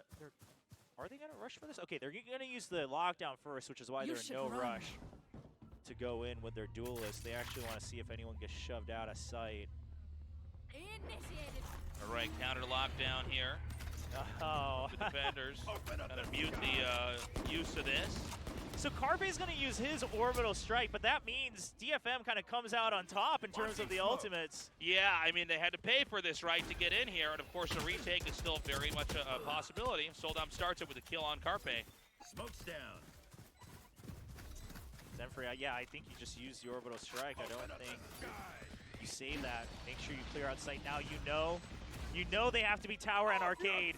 Your spawn has been taken over, but the Rolling Thunder is in. Oh! Saya and Ban take two. Takej? He's hit it. Oh, man. Anthem. Yep, and that's going to be it. T1 keeping it even here, 5-4 now in the game of catch-up.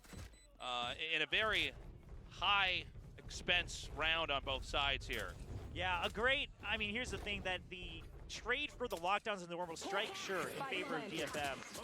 But T1, they were holding on to that Rolling Thunder.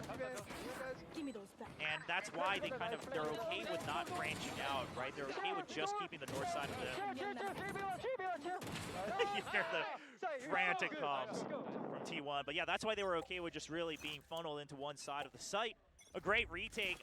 DFM, I don't think maybe they were expecting that Rolling Thunder to come out right there. Oh, I think we're going to get this picked up right away here. T1 going to come out ready to bazooka down somebody. Hasn't found a target yet. Meanwhile, Ben and Carpe get two. Okay. And 12 HP here. Looking to find something. Oh, what's happening? Mushkin gets that kill. The spike is now planted. And it's going to be a two-stack over here just outside the spawn of the attacker's side. I guess they might want to save. You know what this is going to do? This is most likely forcing a timeout, and I think that's the biggest thing that T1 gains from this is not only are you getting the round win, but because you're pushing so relentlessly after that chaotic end of the round, the previous round, you didn't really give much time for DFM to really talk through what's happening at all, right? You're really breaking apart their comm system, and these are the intangibles in a game of Valorant of, okay, well, you know, let them do their default setup, but let's just push hard and fast so they can't recover. The only way, I think DFM need a timeout after this, just for some breathing room.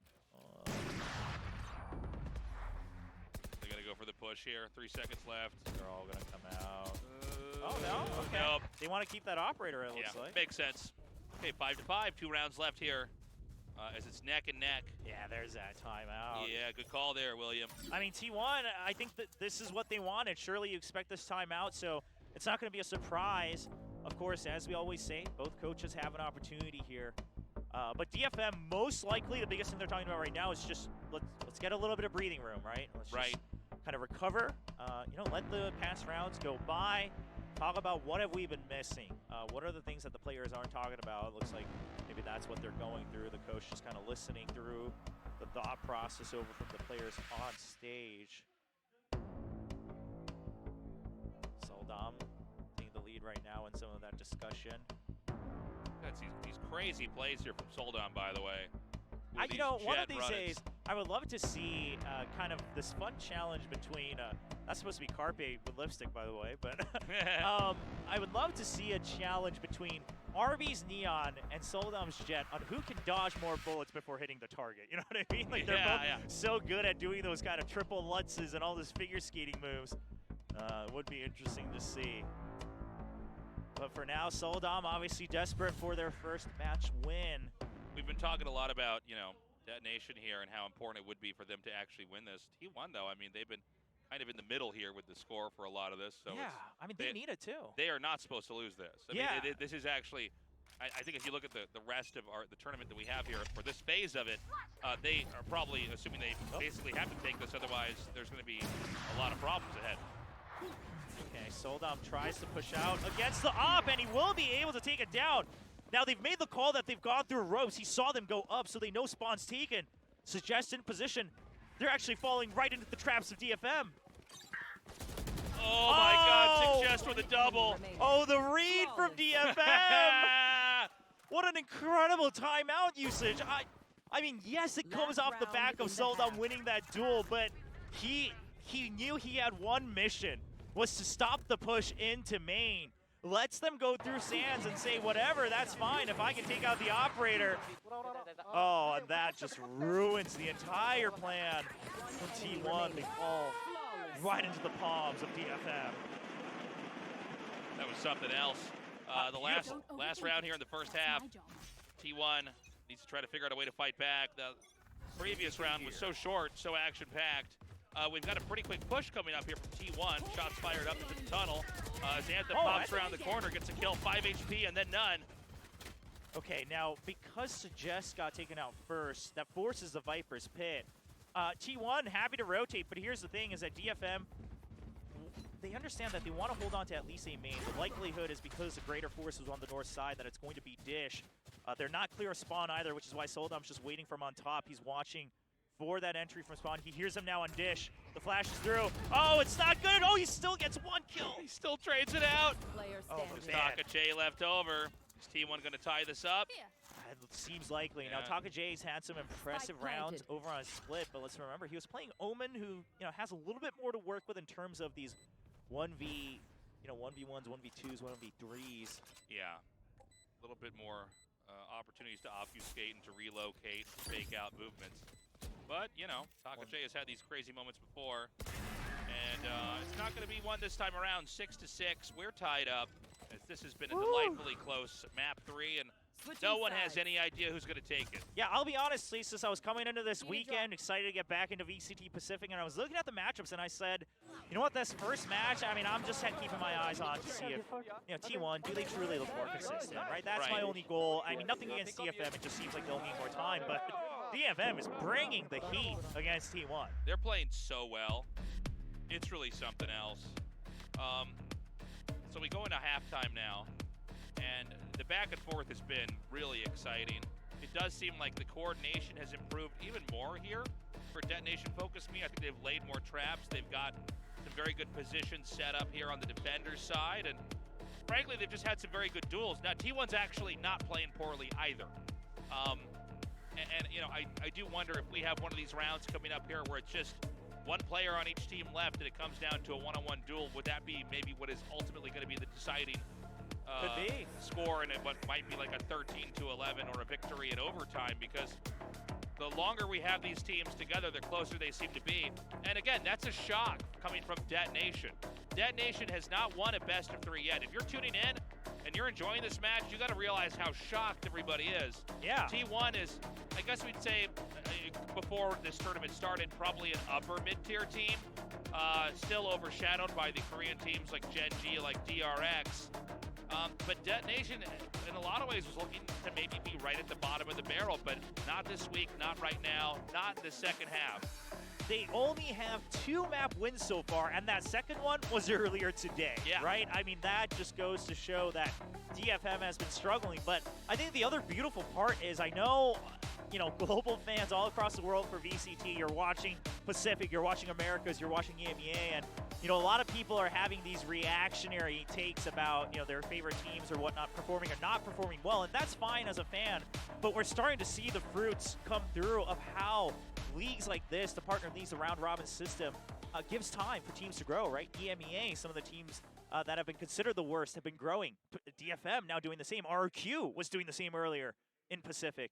And even in Americas, right, certain teams really starting to make these adjustments, maybe even some roster moves as well in terms of who's sitting as their 6th man. These changes have been really coming to fruition. See who's able to carry it through to playoffs. Now, just a 5-man stack here. Soldom with the shorty as well. Okay, whoa, I didn't even see that. All right, Anthem gets the kill on Van. Yeah, so that clears the site, which gives the perfect opportunity for the shorty. Oh, man, all this just to allow Soldom to take control of tower with the shorty. He upgrades it.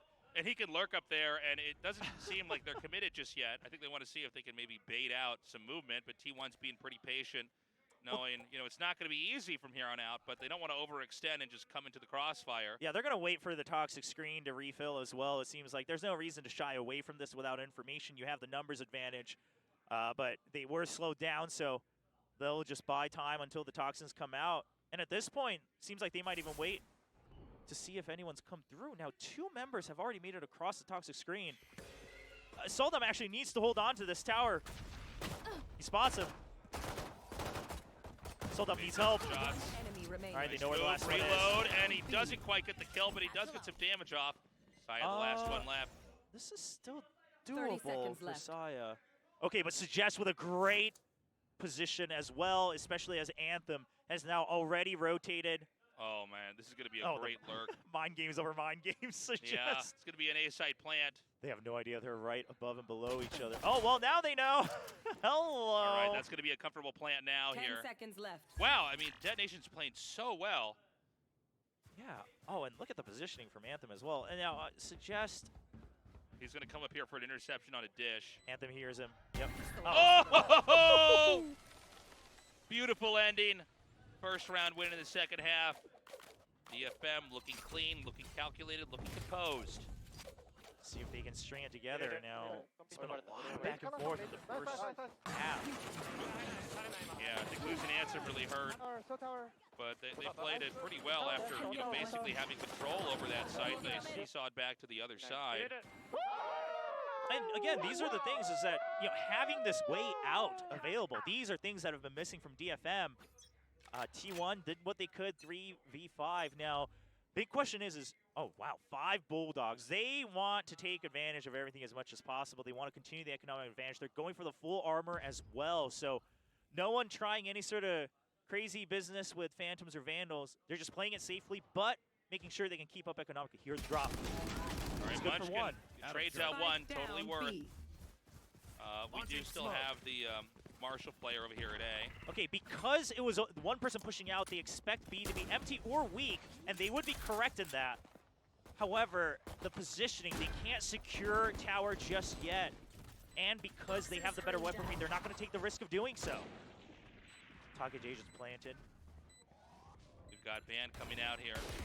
And does give himself away there, tries to dash out, but still an easy shot there for Taka J, who manages to get a second, and maybe even a third. Not getting enough help because of the smoke. Arpe just going to do whatever he can to get some more damage in, I think. He's going to hunt for the kills, yeah. He knows the defuse isn't doable. Nicely done. An expected victory, but beautifully executed, excuse me, here for Detonation Focus Me. Now we go deeper into the second half with the bonus round. There is a possibility with how well Detonation Focus Me is playing this, they might be even able to streak a third win, which would be insane. Yeah, and I do think T1, I would not blame them if they went for an early timeout here because there was, again, a little bit of a mismatch on that timing on the potential retake. I know it was a weaker round, but okay, it looks like they're just going to let it slide. Going for Sheriffs just to even out the firepower on the side of DFM. They still have 3 Bulldogs to work with. Oh, they're gonna get the ult orb here, and Anthem will have Seekers. At that point, they have their pickings. Oh, I mean, they've heard you're here. I do think that you might as well go for the orb. You already sent the guiding light. Perhaps skeptical of any close locations here. Oh, Sold Up tries again. He died. He doesn't land on there, and he didn't actually land up in the nest. Yeah, and he fell down below it. He had the spike. Oh my God! I only just now noticed that, William. It didn't even occur to me he would have the spike in hand. Which is like, okay, he's not the one with the weapon. You're expecting him to jump in, draw crossfire, and then everyone floods in. But you chose to do that through the brim smoke without getting the Seekers first. DFM, they're making it really hard to just have so much hope in their improvements. But that overall, was some Wile E. Coyote stuff right there. Yes. I can't believe it. You know, for a second I had to look at the comps and be like, do they have an Omen? 30 seconds left. We've seen that done with Omens, but not available. Okay, so DFM, they're still making use of whatever they can with the bonus round here. They're collecting the ult orbs, right? So they're doing what they can. They can even get another one here, actually. And then they'll have Viper's Pit, but they won't have time. Well, if they start to win their duels. Hold up, hold up. That's just, yeah, that's gonna be it. Okay, but funnily enough, it kind of went okay. Yeah, it kind of went okay, right? They take out 3 weapons. They get the Seekers and the Viper's Pit. They're 1 away from the Blade Storm. All right, this is a crazy game, Tasteless. That was so weird. Okay. Anyways, 4th round in the second half here. T1 does, you know, in the normal ebb and flow of an early set here, they do win that bonus round. I guess a more comical way than most rounds we've ever seen. But now things are going to be a little bit more evened out. All right, just taking it slow. T1. Not everyone has full armor. Munchkin in fact with a judge as well. Okay, they hear the raise and they see that the poison cloud being set up as well. Actually, that's coming out from Takajaya, it looks like. Oh, I like this from Takajaya. He's constantly using that poison cloud just to draw attention over to A main, hold them close. Now, Man, great shot there.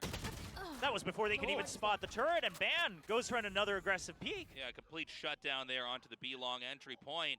Spike will quietly be shuttled back over here towards A, but they've got a pretty good defending position over here as well. Saya is ready to receive both these players. It's going to be Takajay up here in the front. Jiggle peeking for now, and then pulls away when he realizes the opportunity's already gone. He's pulled back around the corner. Here's the thing that, again, it's just these slight mismatches. If Suggest had already taken over the entire section of Dish, he could have been ready for the crossfire, but now he's alone as well. They keep walking into these 1v1s. He's pushed I mean, back there's here. no time here. Yeah, this just does not look like it's going to happen. And this may end pretty quietly here. Yeah. Right here. Oh, no. Don't. At this point, with 15 seconds, please don't rush into the site. They're going to go for it. They want to go for the win. They're not checking their angles. Yep, and that's going to be that. 8-8. Evened out once more.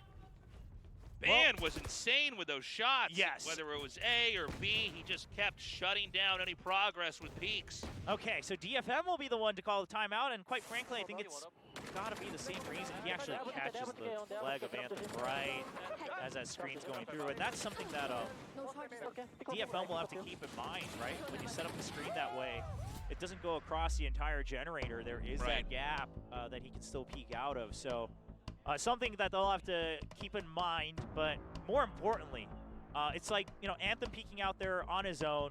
I know they wanted to go in quietly, so they weren't using utility, but Anthem, you know, being the first one to peek, a little bit unfortunate. And then on top of that, right, Suggest not quite being, they still had 40 seconds left on the clock.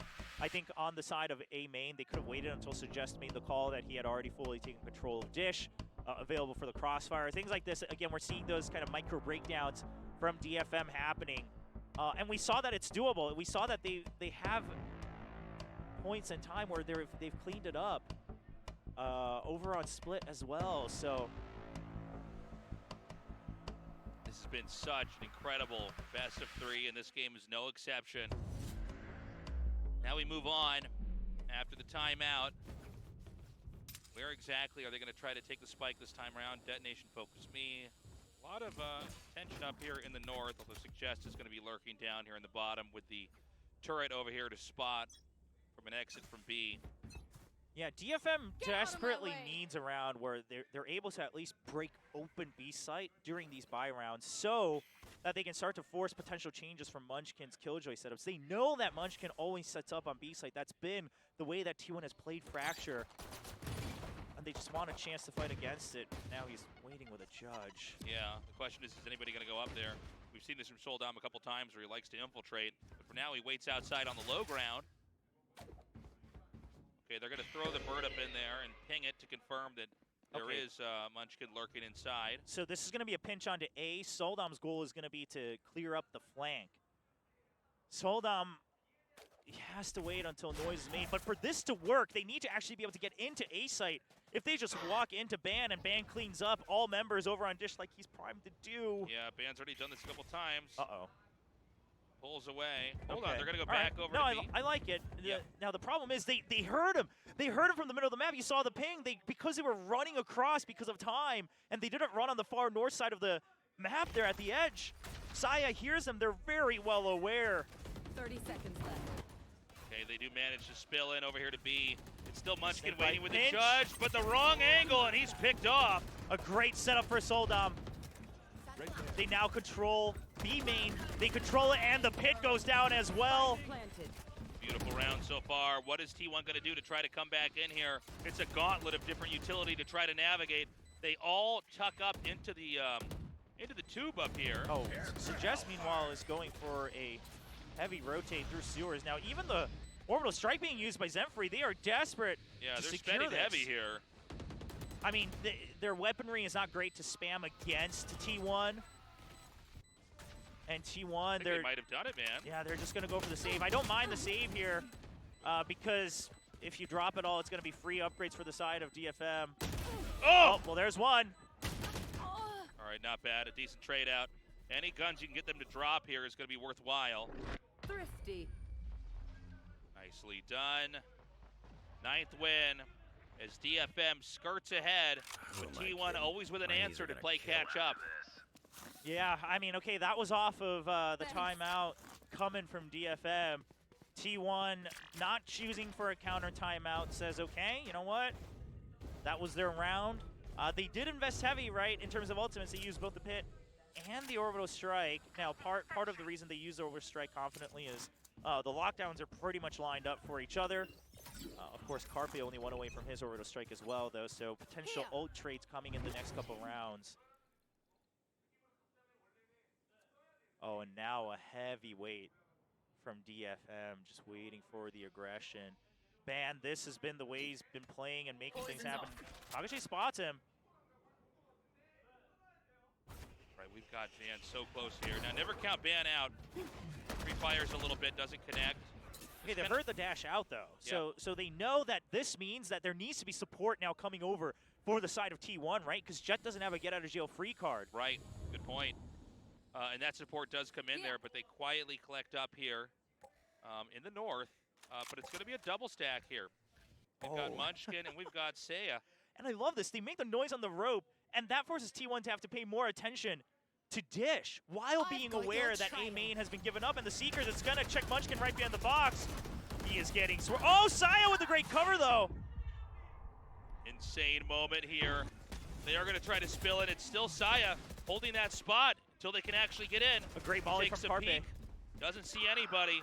Oh, but Soldom just walks in and takes him out. Oh, beautiful spray in there from Zeta, taking 2 out. Oh, Zeta has been cleaning up house. DFM, they weren't able to take sight, so they had to take so much other space. Zenfree comes down. Oh, they know where he is. Did he try to plant? Maybe get this off? Even Yeah. a plant alone is good. Just let it happen, but Zenfree, what can you do? Now that smoke, he's purposely making it seem like he could be hiding in there, trying to create these 1v1 angles. Oh, he's good for 1. Can he get 2? He escapes up into tube. He's got the 33 volley HP. as well. He's going to try to... Molly. Yep. And Gets then 1. rotate. Oh, but it misses as well. Okay, but he just now restarts again. Now, if he can take out their weapons, though, still not the end of the world. Oh, man. Beautiful round from T1, but that was a nail biter. I have a feeling we're going to be in overtime, William. It's very likely. Again, I mean, still, neither team has strung together more than 2 rounds, right? No one has gotten the enemy to go into that triple loss streak, which is also making the economy situation quite dire if it goes down to close numbers like this. But Zeta, oh, what a good hold. And DFM, them spreading out to take control of spawn, that is fine, right? Because they couldn't clear out site just yet, so they wanted to make sure that they had a way out. But the timing missed. Zeta getting that kill through the smoke and then having time to recover against Anthem was a very clutch moment. Okay, so they don't find anything just yet. DFM slowly snaking up into the B position. And they're going to get that Viper wall set up here. They're going to try to come in for a dash. Oh! Ban gets a deny, but is shut down by Zenfree. 25 HP, maybe unwise to move in any further. Anthem goes with a little bit of a heal up here as they're going to rotate as a squad back down quietly through the spawn. Yeah, what I would love from DFM is, do what you did the previous round, on your bonus round, right? At least get some of these ult orbs. And then ideally, if you get a good read, maybe you can draw out one of these ultimates. I don't think it's going to happen, especially, yeah, man, it's going to take a lot of effort to clear out the utility here from Munchkin on A, which, by the way, great changeup, right? Plant the Blade Storm, and then because you have Rolling Thunder and Orbital Strike, you just empty B site, and now Munchkin can have a new setup on A with the Killjoy utility. They're just going to try to swarm the site. Munchkin's hiding. They got to expect that it can't be empty, though. Yeah, well, they're going to start to get in now. Munchkin's still back here. Gets one. Oh, well, there's and a Rolling two. Thunder. Oh, Munchkin gets 4. What? T1 pulls ahead. Well, the desk wanted to see him munch, and there he is, just chomping against DFM. He's been having these clutch rounds time and time again, all throughout Pacific. That was an insane moment. They just weren't ready. It seemed like they weren't able to communicate exactly where he was. Things happened so quickly. And, I mean, the Rolling Thunder, the angle it was at, just perfect, where Munchkin can also just step right out of it and just pick off all of the free kills here. Just sidestep it with ease. T1's now in the lead. Can Detonation start to catch up? We don't have that much left here as we're getting closer and closer to the end of the final Munchkin's holding close on purpose. He's trying to clear this out. Oh, man! Whoa! With a collateral! Munchkin is doing so well. Unable to get the plant there with the lockdown. 2v3 now. Numbers on T1's side, but the spike is in a situation where it can be planted at B's, so T1 needs to come in here for that retake. Now Carpe has the orbital strike. Oh, not gonna need it. That's just one member left. Toxins going up. Okay, push comes in. Kaka J here just gonna hold the little haul up here, up an elbow. Oh, okay, gets nice one, beat. runs away. He's got 2 more he's got to deal with. Oh, but he might just be out of position here. Hold on. Can he get the peek? Oh! He tries to just jiggle it to force him to pop off of the defuse. But No, you see the mind game there. He's like, no, you're going to let go and try to get the kill and close it out that way. But he stuck it. Hearts of Steel from Saya. I mean, knowing the timing on that. 9-11, T1 so close. Detonation's been playing, I'd say, the best series we've seen them play here at VCT Pacific, but the truth is T1 may manage to eke ahead, and if they do, that means it'll be yet another in a streak of losses in the best of 3s here for Detonation Focus Me. Yeah, gonna use their second timeout. Absolutely, this is the time to use it. You don't want to give up match point for free. Again, the first time either of these teams has strung together 3 rounds in a row here on Fracture. T1 just getting their 3rd round win in a row. DFM, they gotta stop it. They gotta try to catch back up. You can see it. They were being happy, but now that they were so close to the actual win, the nerves really coming through. You can see it on their faces. And this is part of it. This is one of those other intangibles where it's like your morale, right? Your mental momentum. Yeah. Which teams can really bounce back from this? We saw it at Lock-in when Fnatic made that incredible comeback, right? Of just, no matter how far behind we are, you gotta have faith that it can happen. See if DFM can do it today. Oh, I'm getting a little bit worried here. DFM has been good in the back and forth, but we just don't have that much of this map left. 2 more wins for T1, and it's over. 1 more win for T1, and it's gonna have to come down to overtime, which it very well may. Still could. Now, they are all inning on this round as they should. Going for the half armors, but with rifle buys.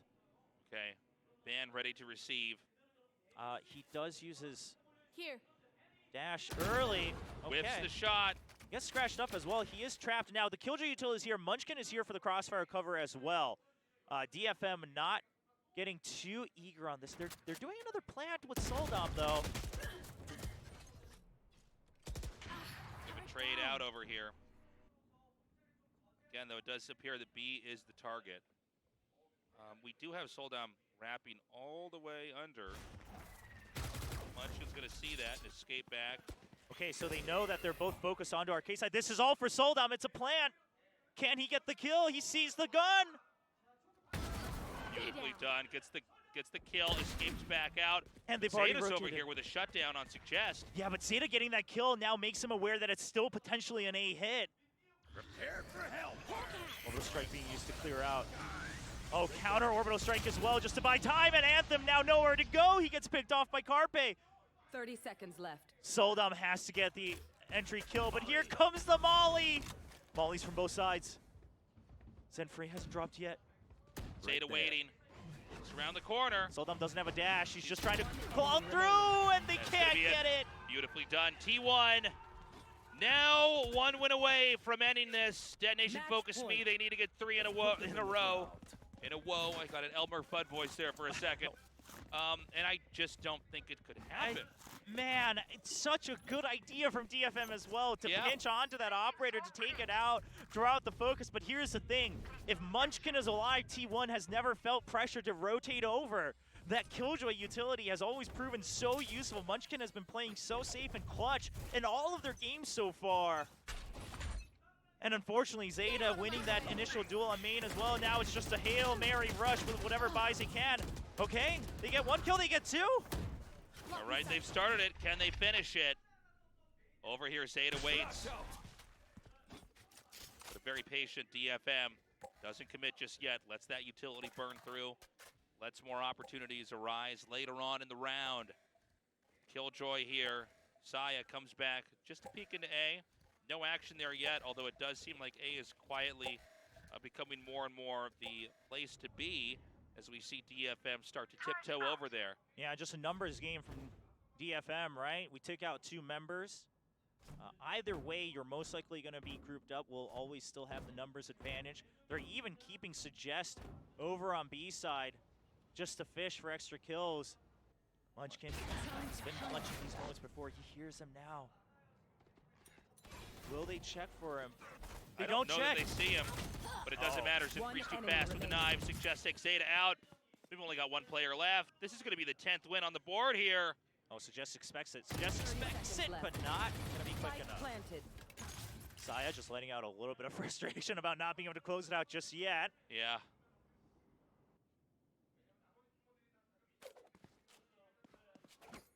So now it's just going to be an ending to this round.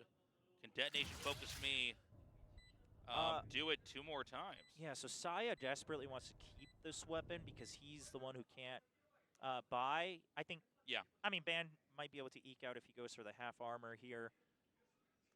But either way, here's the thing, DFM, they cannot take any risks in losing more weapons. Right, Soldom picking up the Phantom. And again, T1, they just need that 1 win. They're going to be done, but Detonation Focus Me, they need to start to bring this to overtime and what could be the greatest best of 3 here for their careers, if they can pull it off. I thought you were about to say, of all time, the greatest time in all the different universes that could possibly exist, William. You've already gone through all of them. I'm casting here, but you guys can't see it, but he's doing all his hand motions to go through all the including the other multiverses. universe where you use your ID and I'm using my real name. I mean, every possible conceivable universe. But this has been a great series so far. Don't miss the. All right, don't miss the fist bump yet. You gotta get the fist bumps. Like that could have been a bad sign. All right, 2 more rounds for overtime. DFM, Viper's Pit, and Lockdown in hand. Smoke's down. Munchkin still holding on to his for the most necessary moment as well. Now, the default's been the same through and through for DFM ever since their timeouts, right? It's just hold against these pushes on one side, so just alone, and then just fish for information. They're waiting to go in, but this alarm bot's going to buy enough time. Well, they're just going to go through. Yeah, they're just going to commit. Munchkin's ready. We've seen him do this before. Yeah, now they know that no one's gone upstairs. Soldom, he can't get the kill. Just 2 left here. Detonation Focus Me needs a miracle. Oh, and the lockdown as well. No way to clear it. Suggest gets 2 though. He starts it. 1 enemy remaining. No longer. The spike is down. There's no way for Anthem to recover it. That's going to be it. There's no turning back now. Anthem, with less than half HP, needs to just try to get the spike, try to get all 3 kills, try anything. Only 30 seconds left to do just that. 30 seconds left. DFM, they switched it up a bit with Soldom going under and then going for that updraft, but T1 just one step ahead.